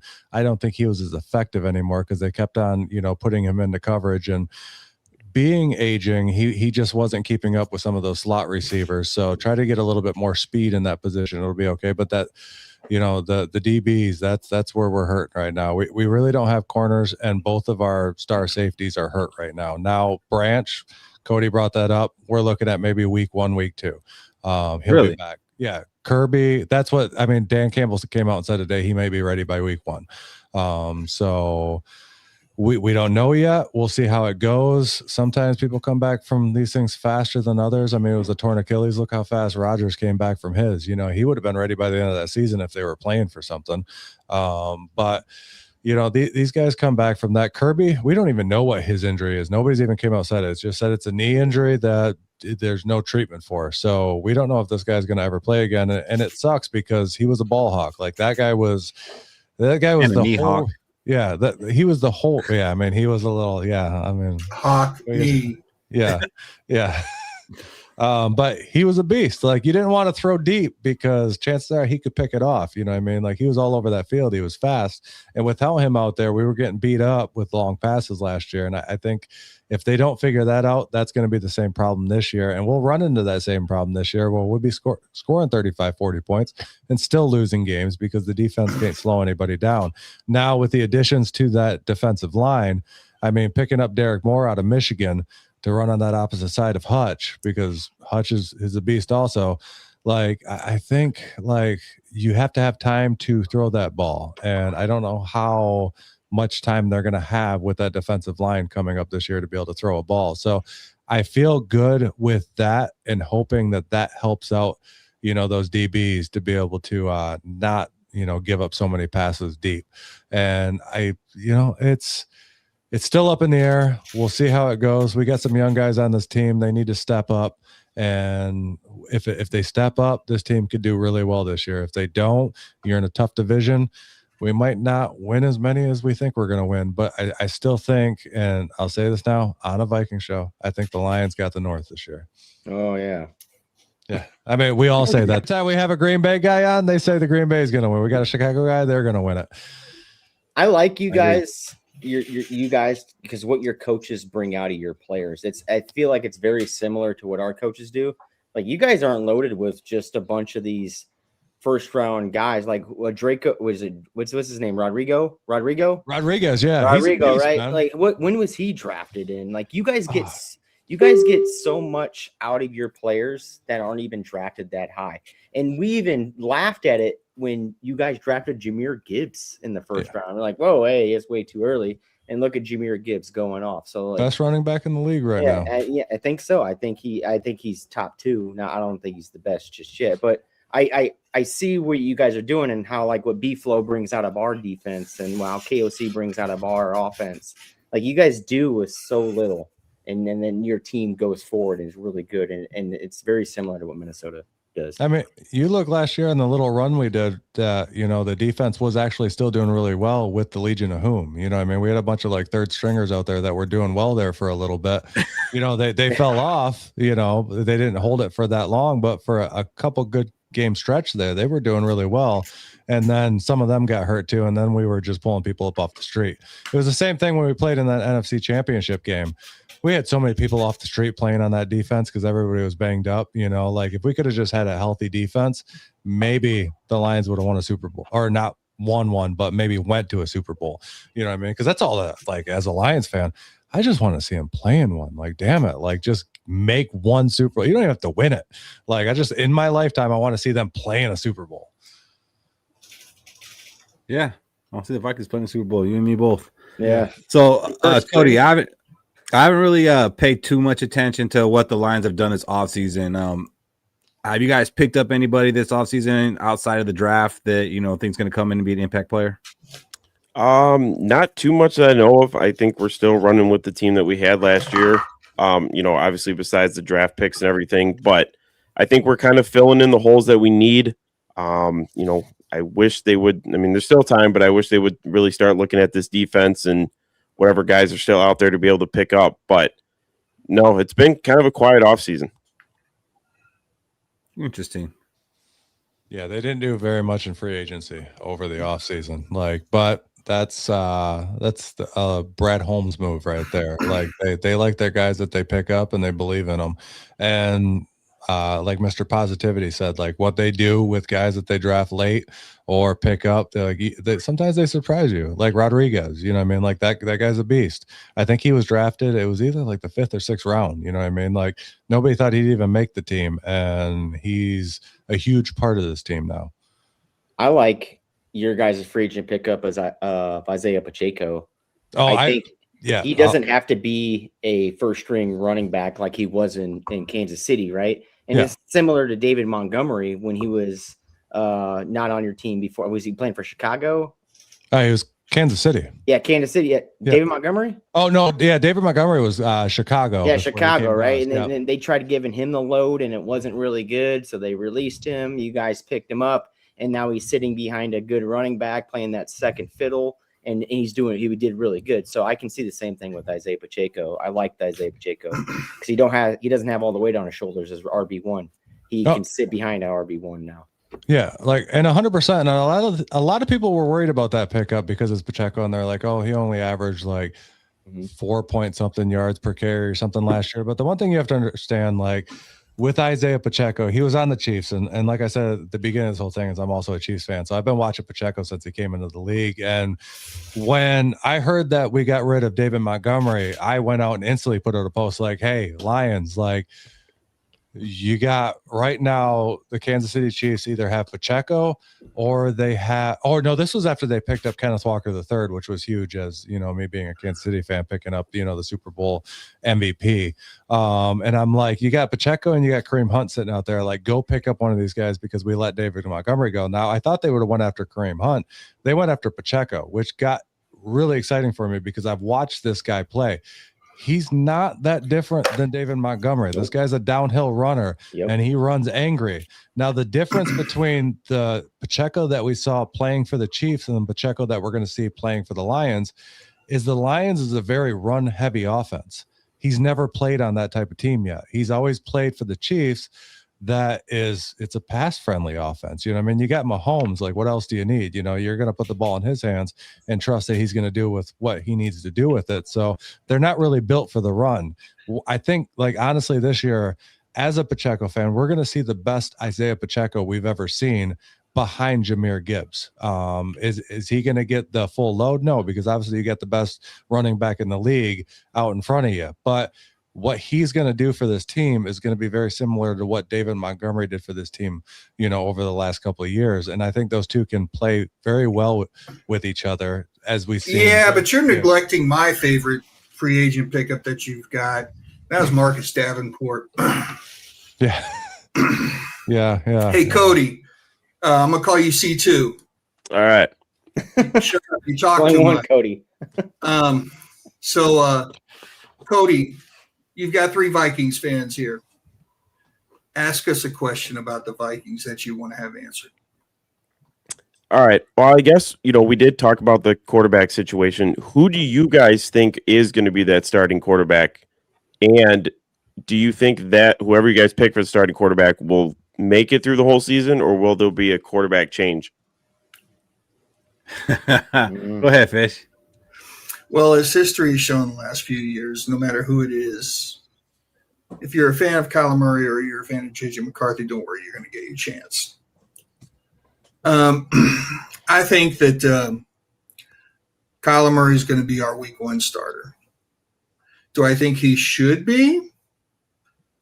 Well, from what we've been seeing coming out of the spring camp and now training camp, probably not. He's throwing picks and all that stuff. And if he wasn't Kyler Murray, and let's just say if we had for 2 fresh, clean slates of quarterbacks, and one quarterback was throwing really well, and the other quarterback was throwing a bunch of interceptions, we know who would win this gig. But he's gonna get that first. He's gonna get the day 1 start. just because he's Kyler Murray, and JJ McCarthy is probably like low key in Kevin O'Connell's doghouse for doing the gritty on the way. I wanted competition for JJ McCarthy, but I wish we didn't sign Kyler Murray, because when you sign someone with that name, it's like, all right, that guy's the starter. Like, that's pretty much predetermined. Even us Viking fans, we hear it's a competition. We don't really believe it. Like, JJ McCarthy would have to look like an all-pro out there, which is not fair expectations, and Kyler Murray would just have to not be picking up the playbook. Other than that, Kyler Murray is going to start. I think it was almost a weak move to go out and get Kyler Murray, because you're pulling the plug and you're giving up too early on the guy you took with the 10th overall pick, instead of developing in the guy. And, you know, he did make progress as the season went on. Was everything perfect? No, but during this off season, all we've heard about is the progress he's making, and he's learning, you know, to fix mechanics that he had issues with. For what? What does it matter? Like, you have to make a decision on this guy after this season. Are you going to keep his 5th year or not? But no, you're over here flirting with the side girl, Kyler Murray, and they're both going to leave you after this is all said and done. So, like, I think they're making mistakes. It's not like this team is a quarterback away from a Super Bowl. Do I think we can win the Super Bowl? Sure. Anybody can win the Super Bowl, get hot, and that could happen. But, like, are we on the verge, like, just needed the quarterback? No. So I would have rather have stayed on the path of developing JJ McCarthy, see what we have, see if he's worth giving that 5th-year contract. I think it just kind of complicated things, and it's putting us back into a cycle that we've been in before. Like, no real direction at the quarterback position, and going and getting veterans and cycling them in and out. I would have liked to have stuck to the plan and let it play out, and not just pulling the plug. So I want the better quarterback to be starting for this team. I don't care who it is, because, like, I saw your guys' run with quarterbacks, right? And it wasn't good every single offseason entering the year. Oh, Joey Harrington is going to be the guy. He's our number 3 pick, you know, and then it was garbage, right? Until you guys got Matthew Stafford, then your hopes got up a little higher, right? Because you guys went through what, John Kitna, Joey Harrington, Charlie Batch. Who else is the quarterbacks that are out there that are not even known, you know? Yeah, there's so many. Yeah, so Dan Orlovsky. Yeah, and we're kind of like falling into that place right now. This is why I'm saying I want the better quarterback, because how many starting quarterbacks have the Minnesota Vikings had since KOC's been here? And the list is growing right now, and we might be matching you guys here soon. So I just want to see the better quarterback take over, and I want to see the starter named early, because I want to see them with the ones and give them the most reps heading into the season. And I actually don't feel like Kyler Murray is a fit for the system. I think one of you said that earlier, but he's really not, because KOC likes a strong pocket passer that could throw it down the field, which none of that is Kyler Murray. No. Like, this like completely changes like our philosophy if we're going to use Kyler Murray for what he's the best at. And KOC hasn't shown a willingness to deviate from what he wants to do and to change a game plan. So I don't know that it works out. Like, it might be fun, there might be some excitement, but I don't think it's something that's going to be sustainable for the season. Like, again, I wish we just stayed on the path, and let's see if this thing works or not. And if it doesn't work, worst case scenario is we're picking, you know, top 10 in a quarterback rich draft and try it again. Yeah, that would probably be a good move right now, because like I said earlier, I didn't think JJ was the guy. I don't think Kyler Murray's the guy for the future, because like you said, it's not the type of program that they run there, unless they're switching up programs, to be honest. You know what I mean? Unless he's trying to go, because the league is transitioning into a more of a running quarterback offense. I mean, we're seeing it all over the place. I mean, almost every team that's been successful has that mobile quarterback, and maybe they plan on going that direction with Kyler Murray. I just don't know if Kyler Murray has the size to really be able to pull that off. I mean, you see the good quarterbacks that pull that off. I mean, look at Josh Allen. The guy's huge. He's built like a tight end, you know. I mean, Lamar Jackson, big guy. Even Patrick Mahomes is over 6 foot. Kyler Murray's only like 3'7". Like, the guy's tiny. I mean, he could just like literally crawl under the offensive line and make it through a hole. But like, geez, I just don't know if he's the guy. So maybe the plan is to push it off and maybe try to pick something up next year in the draft, because like you said, it is a very quarterback rich draft coming up next year. Maybe you can get the guy of the future at that point. but I wouldn't knock on you guys. Like, and I got a question for you guys. Like right now, I understand quarterback's up in the air. Obviously, you guys got one of the best receiver cores in the league. Like, come on, you got Justin Jefferson, you got Addison. Like it's crazy how good that receiver core is. Where do you guys think the weakest link is? When I was watching earlier before I came on, you guys were talking about being a little light at DBs. I can feel that pain. You know what I mean? We're right there with you. What is the part of this team that's going to really hold it back from possibly making a deep playoff run or a playoff run or even a Super Bowl run this year? Our head coach. Yeah. Outside of the quarterback, I would say the running back room. Yeah. I think the running back room. You have a good fantasy football player for 2 weeks at running back 2. And then you got an aging Aaron Jones, who's not the same Aaron Jones that we saw 2 years ago. That cliff hit pretty hard last year.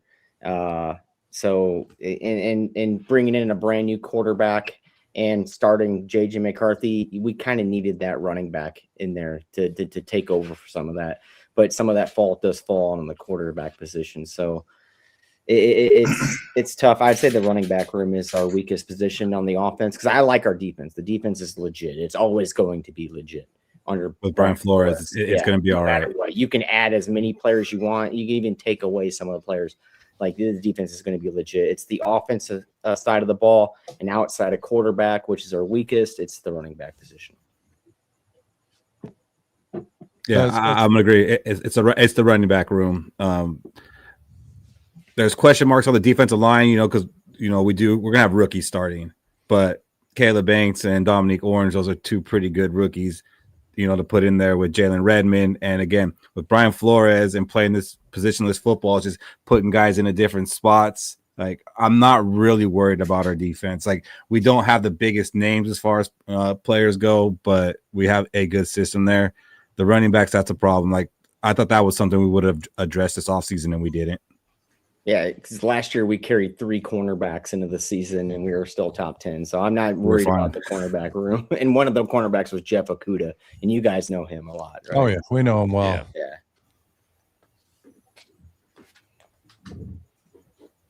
Fish, you got anything to add to that? He's thinking. No, I already said my answer. It's our head coach. Oh, okay. Like I said, some fans don't like our coach. No. So here's the deal, right? You guys did a pretty good job of being politically, correct and glazing our head coach and giving him his props. He's an egomaniac. He ain't changing his way. He's already shown a history of it. He wants a statue back there who's going to process, go through 5 to 7 reads, and throw the ball. 5 to 7 foot step drops. I could draw an X in the backfield if I was a defensive end and say that's what the quarterback's going to be every damn passing play.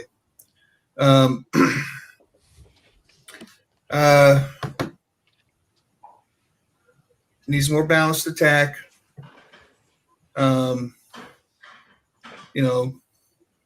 Establish the run game. You guys have a really run-heavy offense, you said, right? Yeah. Yeah, we don't. That's a big thing. So we don't have it. And our stats got padded the last 5 games because he finally said, well, it's over. I guess I can run the ball now. And he did. And we won. Imagine that.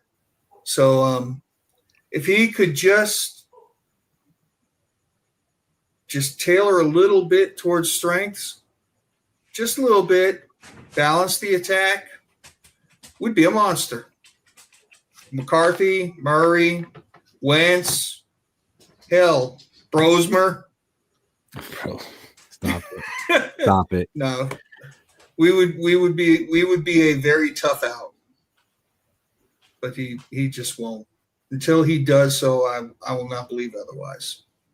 No, I feel you there. You see a lot of teams in the NFL that you think are held back. And it's funny you bring up Aaron Jones because I think in a different program that's a little bit more run heavy, I think he would be an absolute stud and a superstar. Like, because they're such a pass heavy offense with the Vikings, I don't think he's getting the reps that he could get, behind a different offensive line. And we see that throughout the league with a bunch of different running backs. And we brought this up a couple weeks ago on our show, like how many players out there that could be having like Hall of Fame careers if they were on the right team. You know what I mean? Just in general, like I understand that Barry Sanders has a Hall of Fame career, but if he was on a different team at a different point in time, like how many Super Bowls would that guy have won? You know what I mean? It's a question. Like I think Aaron Jones is an absolute stud. And you brought up Brian Flores and how he has the ability to make something out of nothing. We see that throughout the league also. Me as a Chiefs fan, because Spags seems to turn just about anybody, and they always turn a good defense there in Kansas City. You know what I mean? He could take a bunch of rookies and make superstars out of them, and next they get traded away in 3 years, and then he does it all over again. So there's certain defensive coordinators out there who have that ability to do that can make defenses out of nothing. I'm still up in the air whether our new one can handle that, and it's hard to, really put a lot of trust in him yet because it's only going to come into his second year, but I love his energy. But that's great answer. I mean, it sounds like you guys are right about on the same foot that we are, you know what I mean? Like, obviously we're looking at two teams that ended up in the same exact position last year. And then you look at the year before that, we had almost the same record going to the end of this thing, Almost the same. Yeah. Like, and the Vikings, like, was it just 2 years ago before that, they had a 14-win season and, barely made the playoffs, which is crazy because we came down to that last game of that season. Like, you guys got a good team, and I'm not trying to be politically correct. Like, the Vikings have a good team. It's just putting all the pieces together, and eventually it's gonna click. You know what I mean? I just don't. All right, you've said that. Okay, so now I'm gonna put your feet to the fire. Okay. How do you see the two games between us going this year? I mean, I could honestly see a split. I'd like to see the Lions win both of them. Last year, you guys got both of them from us. You know what I mean? But I could see a split this year, to be honest. And it all depends on how you guys, like Keith was saying, he thinks the offensive line is shored up. And if it is, it could split very easily. And if it isn't, I could see the Lions taking both. What do you say, Cody?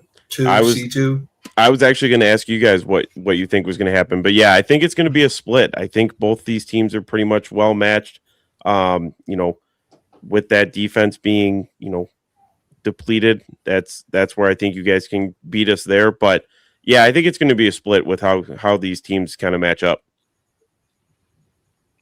Unfortunately, I see it that way, too, and the road team winning both games. Yeah, playing on the road is always tough, especially at both those places. Yeah, but I'm saying I see the road team taking the wins. Oh, you think the road teams are going to take the wins? Yeah. Sorry, Cody. Don't go. I think Cody's going to the Minnesota Vikings Lions game.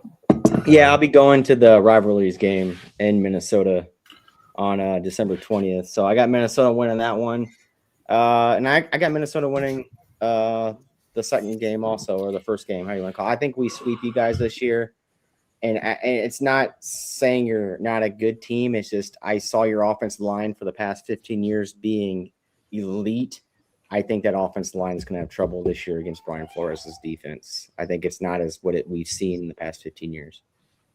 So, I got you on that one. I think the offensive line is going to be a huge upgrade this year, and I think you're going to be surprised. So? Yeah. Like, one of us are going to be wrong on that.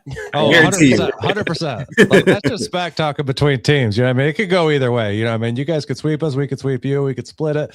You know what I mean? And that's the weird thing about divisional matchups is like these guys spend all season long really focusing on those divisional matchups because that's the majority of your matchup throughout the season. So, like, it could go either way. Like, and I think we're going to eat up Chicago both games. You guys should eat up Chicago too. I think Chicago is going to be on a downfall. So screw Chicago. Green Bay is always tough. Like, if we can sneak one from Green Bay, if you guys can sneak one from Green Bay, that's a tough place to play. That's a tough team to play either way. And that defense is tough over there too. Anytime you got Micah Parsons across from you, like we're going to get them without Parsons. Yeah, week one, baby. Oh yeah, you guys get them without him. You get lucky. But I'll be able to see him because I'm going. I think week 6. I think we play Green Bay. It's week 6 or week 7. I'll be at that game in Detroit, so I'll be able to see them play Green Bay. The Vikings should take week 1 because no Micah Parsons and no Toyota Thon. So we should be pretty good there. Fish, Hope I so. didn't hear your prediction of the two games.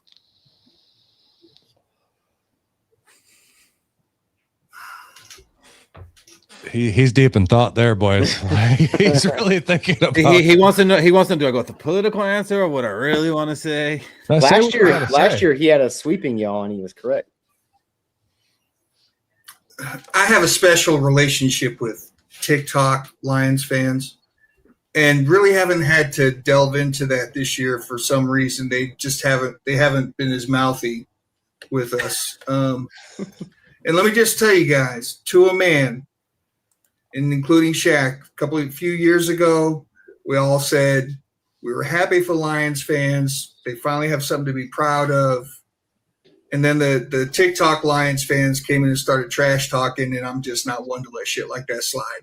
So last year, I believe I made a short video saying that the Lions would be the most dangerous 7-win team in the league. You did. And You're close. I had us sweeping. I think we're going to split, and I think the home teams are going to win. I can see that. Like I'm saying, home teams are politically correct when I say we're going to be split. I generally pick splits between most, divisional matchups, just because that's smart money. It's safe money. Yeah, it's safe, smart money. I mean, I got us beating Chicago twice because honestly, I know I'm not supposed to swear, but Ben Johnson's Dan Campbell's bitch. But so like we're gonna own him both times because he knows him too well, and we just eat him up both times last year. But yeah, like it's smart money. Minnesota's a tough team. Detroit's going to be a tough team. Green Bay is going to be a tough team. I got splits going between all three of those. And hopefully everybody just beats up on Chicago both times. Yeah, I would love for the Bears to not make the playoffs. Yeah, like they should have made it last year. So since we're on this topic, Cody down there, how do you have this NFC North shaking up? So I said on my show on Monday, I think, unfortunately, I hate to say this, but I think Chicago is going to take the NFC North this year. But then I think it's going to be Detroit, then you guys, and then Green Bay. I'm going opposite. I think it's going to be a toss up, to be honest. I'm going to put the Lions on top because I'm a Lions fan, but I think you guys are going to be right under it. And I think under that's going to be Green Bay. And then I think Chicago is going to take a major step back this year. I just don't like Caleb Williams is exciting and he's fun and he's cool. Like I understand that Chicago people love him, you know what I mean? But he's going to have that, he's going to have a little bit of a slump this year, I think. And I think they're going to get eaten up this year. And I hope they do. I really do. My family are Bears fans. They come from Chicago, but I would much prefer to see the Packers end up in that basement.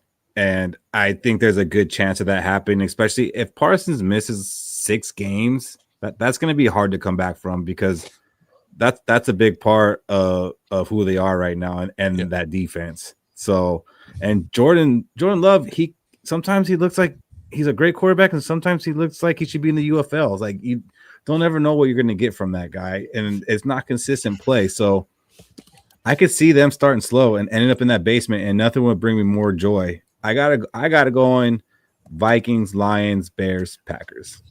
Mm-hmm. And that's a lot of heart in that. That's a lot of heart in that prediction. Same with ours. You know what I mean? Like we're always going to put our home. I mean, besides Cody because he's a damn traitor. Like we're always going to put our. He's not a Chief fan though. Yes, yes. More people taking shots. I got you, Cody. Shots. That's all I ever get is shots for being a Chiefs fan. I got the Bears huge regression this year, and it's because they're playing that first place schedule. 8 games are playoff teams, and 14 out of the 17 games are from teams that went above 500. I see serious regression from Chicago, especially after how they won the North last year by come from behind wins. And that's a weaker schedule than what they're facing right now for this, and I think it's by a mile. So I got Vikings, Lions, Bears, Packers. Same as me. So I think we all pretty close. Yeah, we're all pretty close. Besides, you guys are obviously going to root Vikings to be on top. We're going to root Lions, except for Cody. Like I said, he's a traitor. I told. I respect it because that's hard to do. It's hard to do. It is hard to do. And like last year, like there was points of times where like I was almost like this team is driving me nuts. Like there's no way. I never thought it was going to be Chicago last year. Like I thought it was gonna like, and honestly, as bad as like as hard as to say, I thought it was going to be Green Bay last year. But with the loss of Micah Parsons, and you never know when you brought up Jordan Love, like.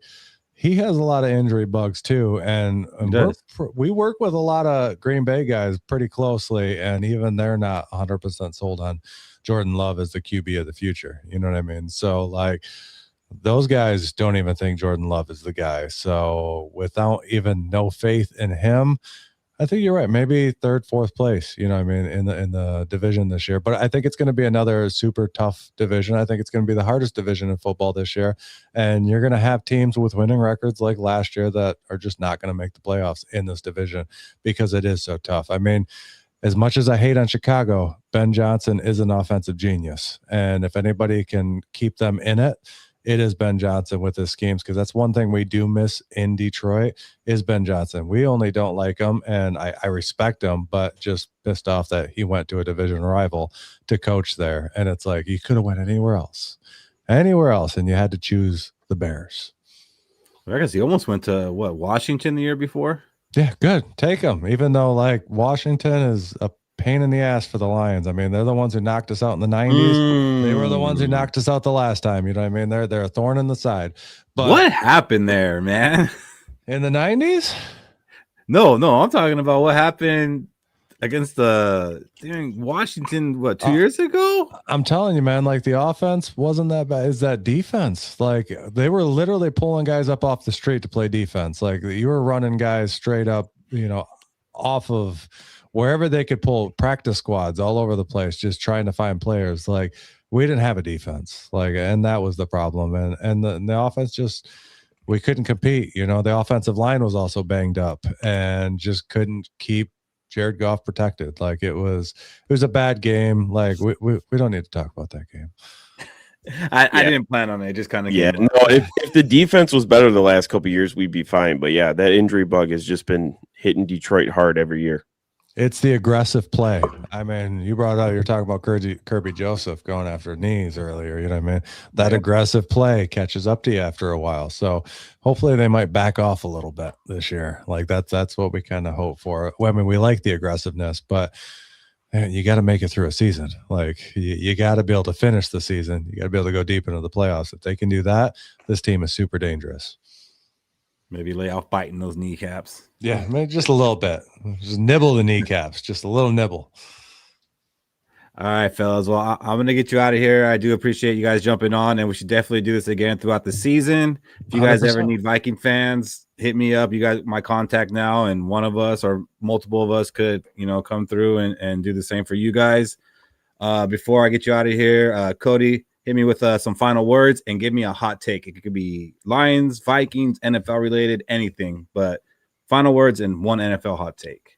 Yeah. Thank you guys for having me on. It was awesome. When Tim sent me that text that you guys were looking for a Lions guy, I was glad he picked me. So thank you guys again for having me on. And hot take. I'm going to predict that the Lions are going to win the Super Bowl this year. Let's make that hot. That's super hot.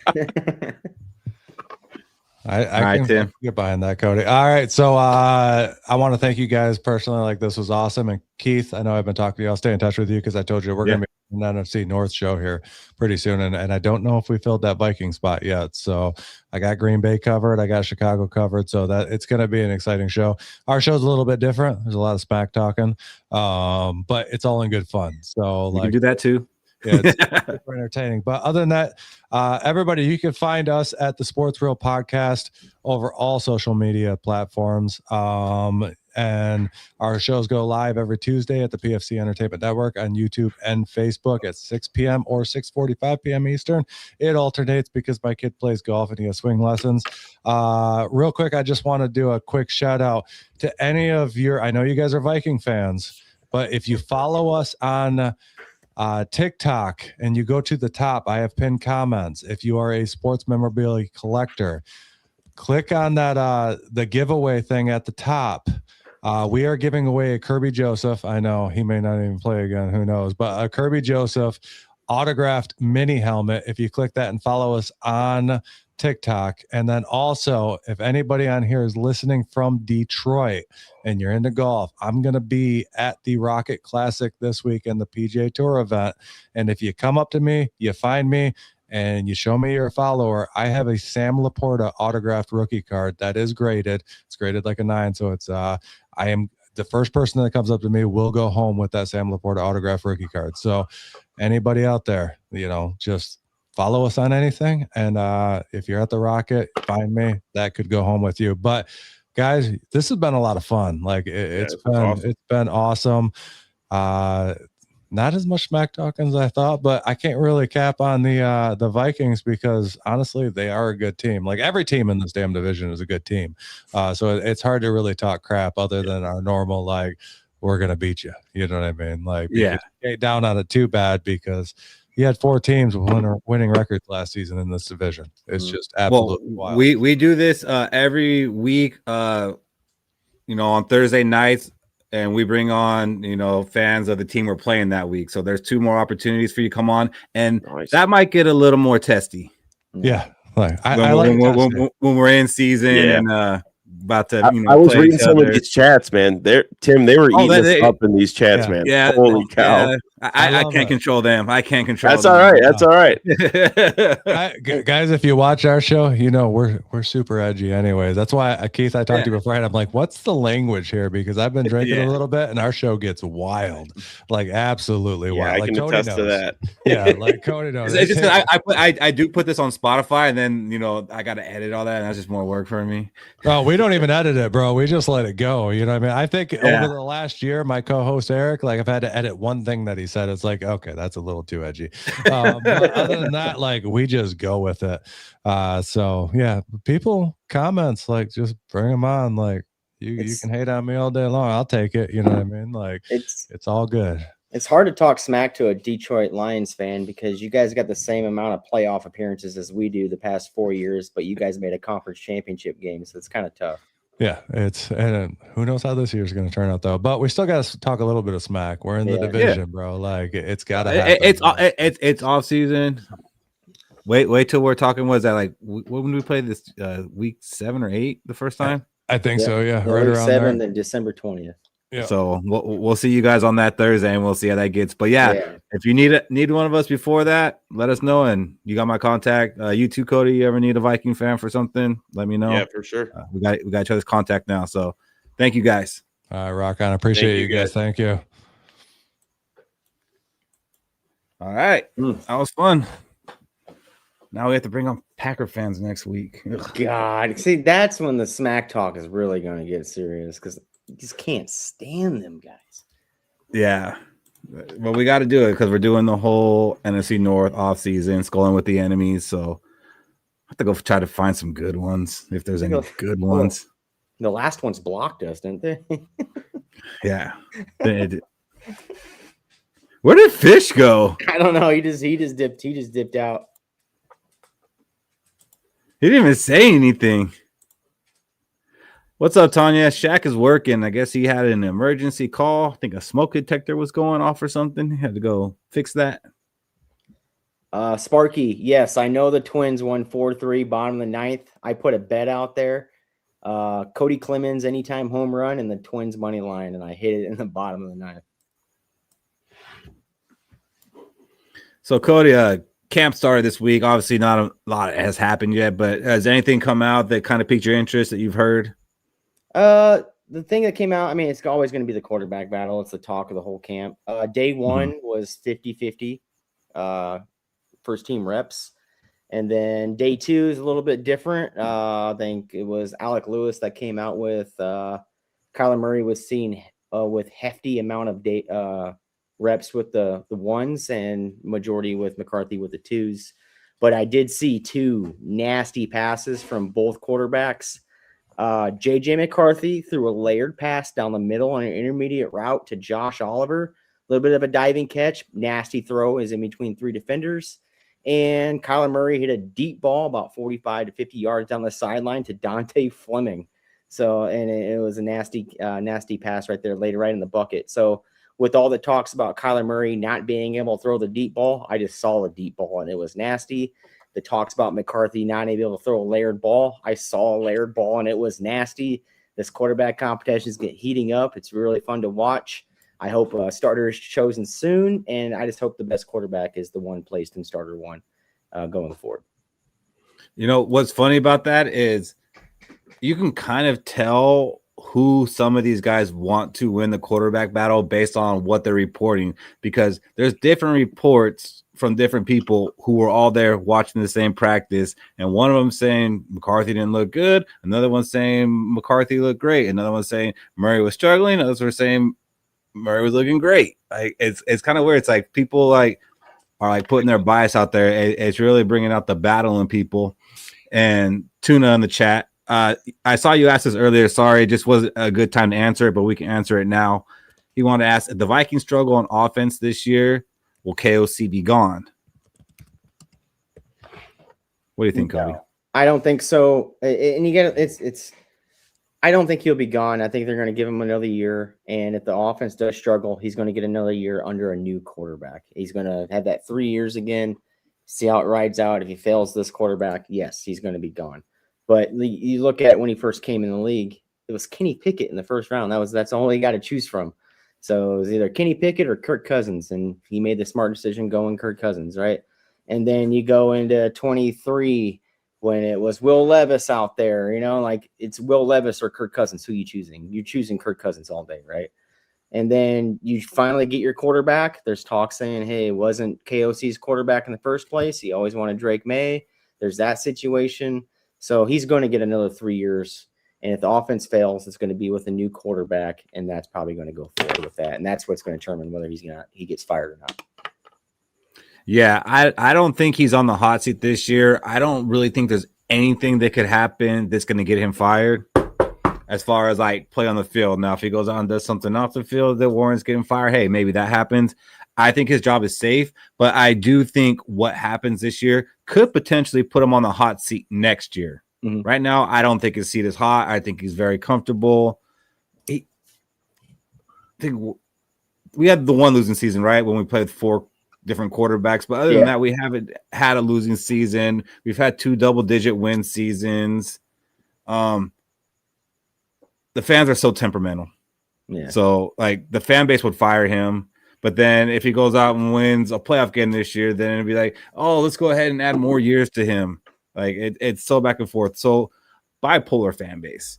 Well, you can match the fan base basically with the quarterback and the coach, right? Like that's going to determine who you're going to fire. Bad quarterback play, you want the quarterback gone. One bad year, every other year, you're going to want the coach gone. So it basically aligns with itself, and it makes sense for KOC getting an extra couple years if he does get a new quarterback. You're forgetting about the GM effect. Teasley won't see that's where you're wrong, Tommy. And Fish has pointed this out several times. Teasley is not KOC's boss. Like the coach is up to the Wilfs, and the Wilfs love KOC. So Teasley, might have his say on the quarterback though. He definitely might have, because he has control of the 53. So if there's a quarterback he wants to go out there and if he wants to go sign Baker Mayfield next year and KOC does it, he can sign Baker Mayfield. If he wants to let Kyler Murray or JJ McCarthy walk and draft a quarterback, he can do that. Yeah. I don't think he has the ability to just fire KOC. And KOC is the reason why Teasley is here. Let's not forget that. KOC had the say on who the GM was going to be coming in. Anthony, you watch your mouth. I turn 55 tomorrow. Yeah. So tomorrow for Fish's birthday, we are doing that 12-hour show. No, I was kidding. He's only 20 years older than me. Watch your mouth. My connection.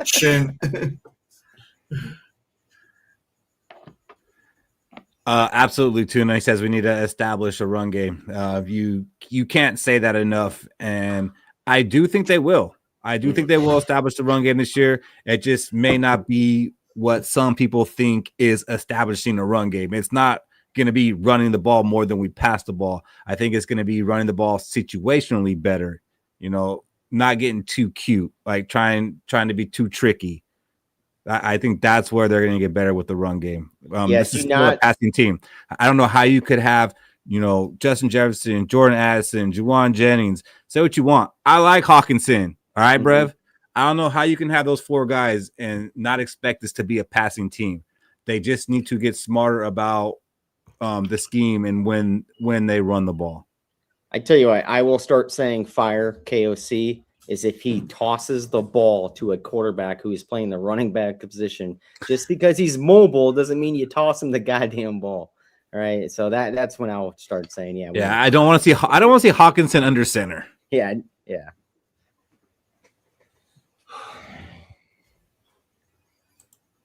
Sorry, Fish. What you're just talking about is KOC on the hot seat. If he doesn't have a good season, we don't think he is.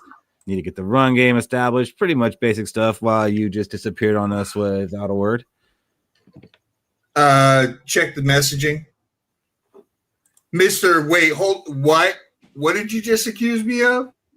What happened? Disappearing without a word. Without a word. This motherfucker right here. What's up, Class G Skol?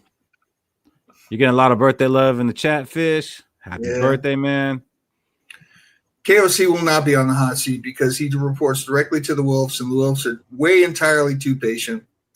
He could win 4 games this year, and he'll be the coach next year. But I think that would put him on the hot seat next year. I do think there is a limit to their love.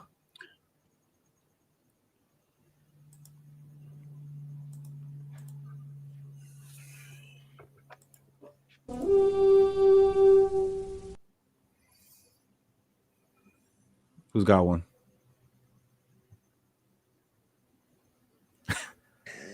Cody, what's wrong? What's wrong with your neck? Something wrong? Gallahorns they're coming tough right now.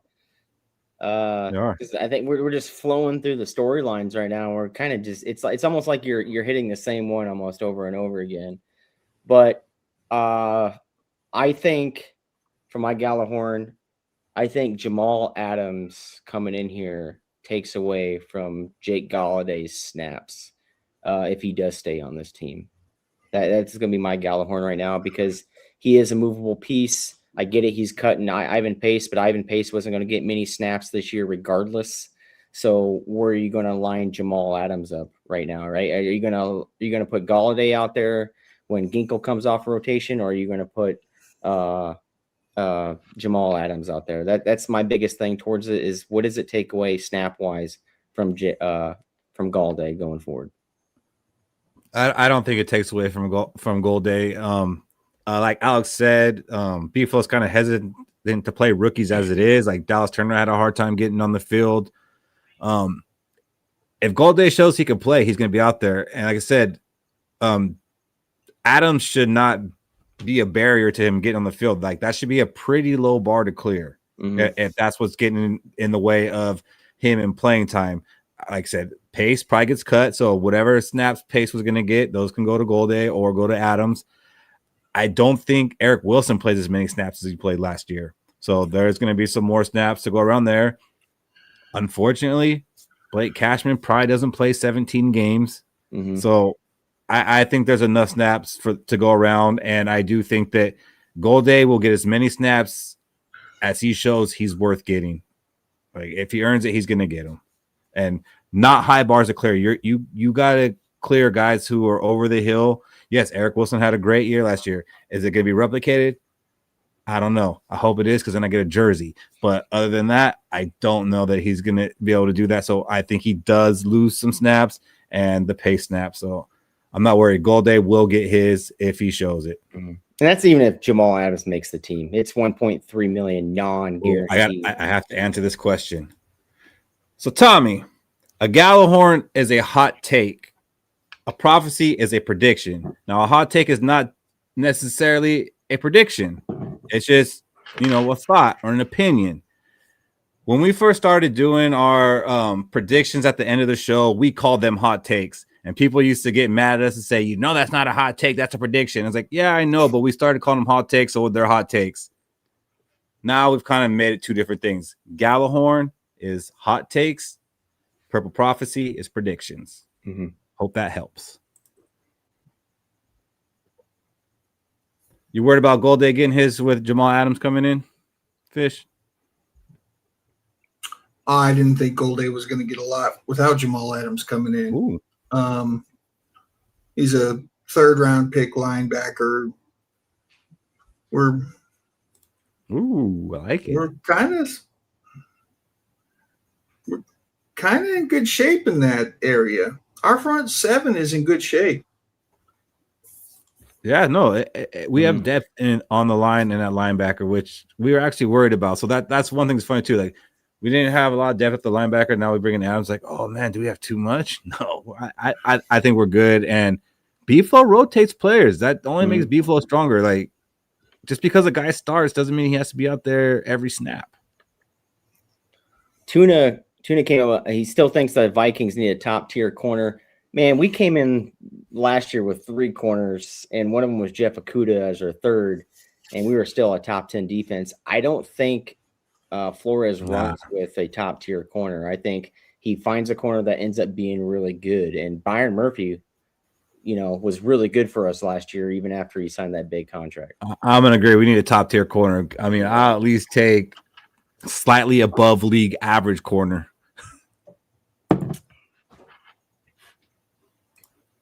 Do you think Banks will be helpful to this team right away? I do. If he's as long as he's healthy. That the only caveat with Banks is he's got to be healthy.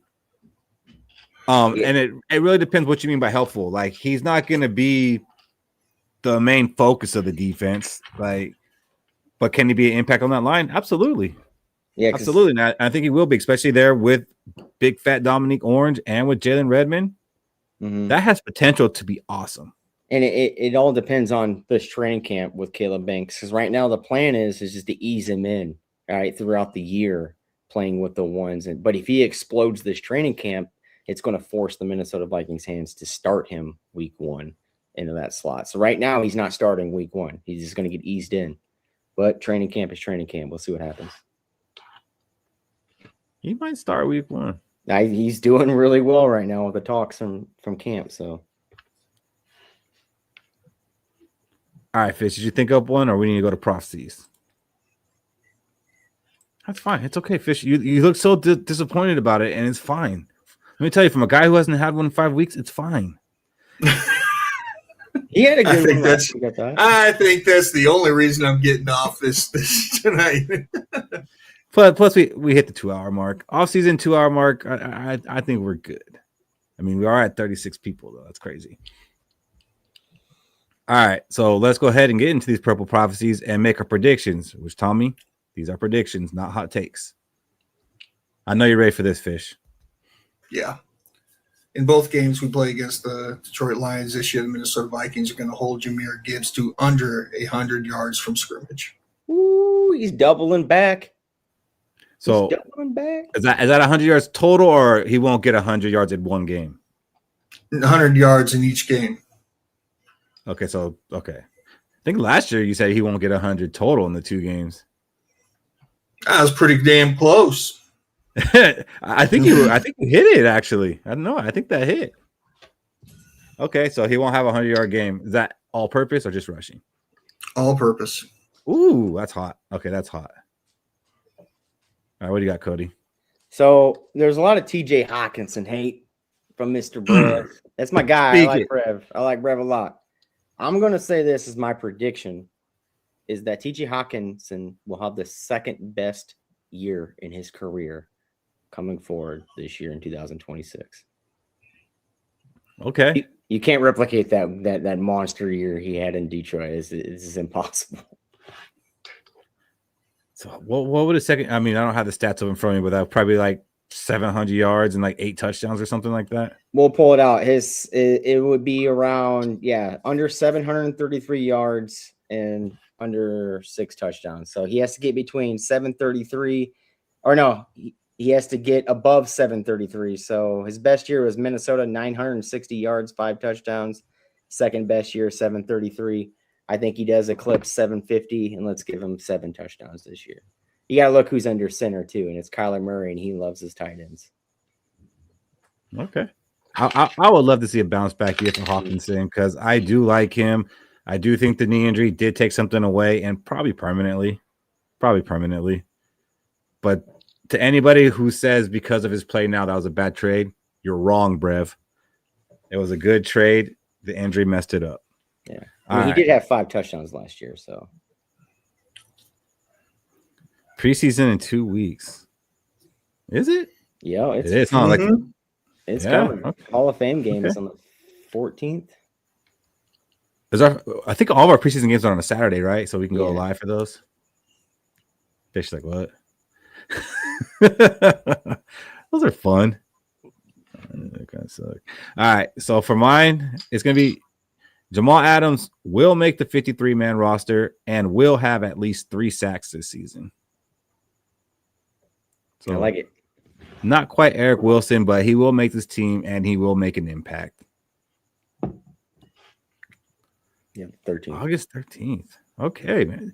We're almost there, guys. Like, what was it? 41 days until the first regular season game. Like, that's crazy. Like, I feel like this offseason kind of went fast. I don't know if it's because we do this every week or just because the NFL does such a good job of kind of keeping us wrapped up and entertained. And like, there's kind of always something to look forward to. Even if it's like a dead period, it's like, well, this is coming up in a week or this is coming up in 2 weeks. Like, they do such a good job keeping our attention year round.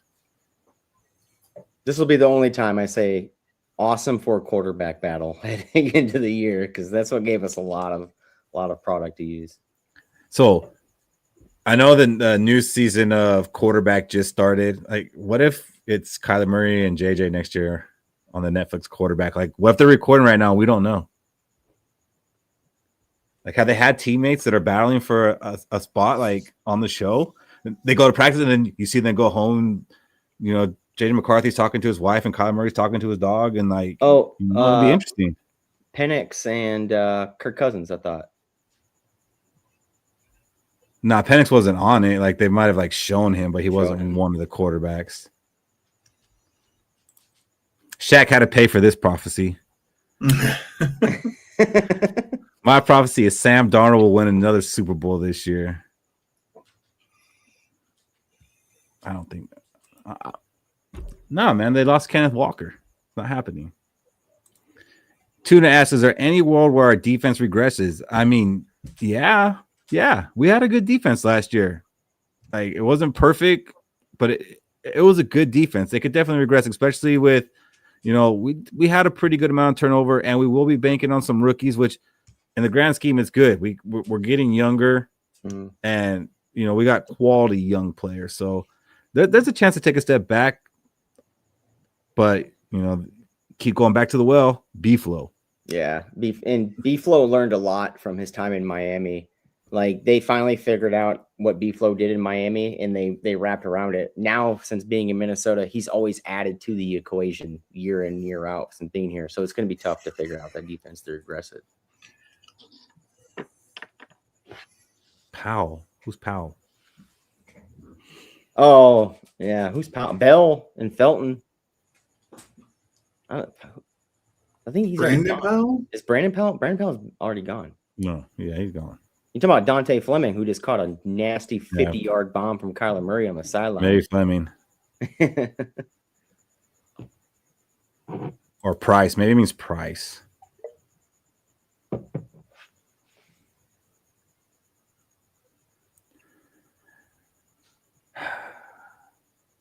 I don't want to go, but you know what? I'm going to go ahead and end it here, fellas. I know it's late for you guys. It's not late for me, and I'm off tomorrow. I could do this all night. I mean, maybe I'll kick you guys off and bring the Lion Chief fan back and, just go at it. 2 teams. Michael Fish, final words. To 20 more years, fellas.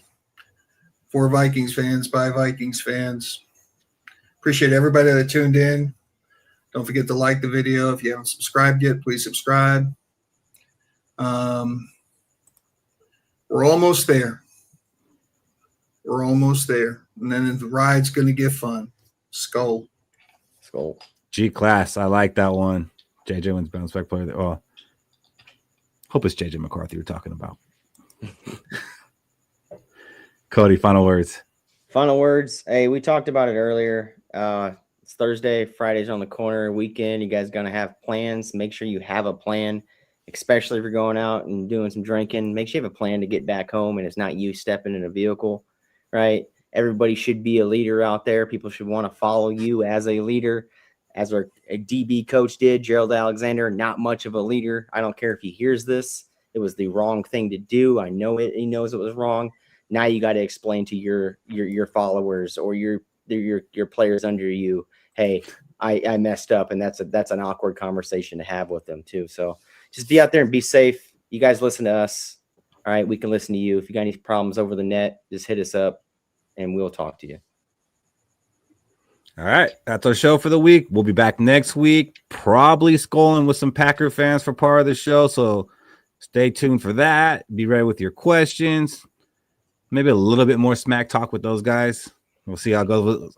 Sometimes they end up being like really nice. It's like, I wish I would have got the asshole Packer fan. So we'll see. We'll see how that goes. But we will see you guys next week. Fish, happy birthday! Have a great one. Yes. Not gonna act like I'm not gonna talk to you tomorrow because I am. But have a great birthday, my man. And we'll be back next week. Let's Skol. Let's go. Let's go! For Vikings fans, Minnesota Vikings.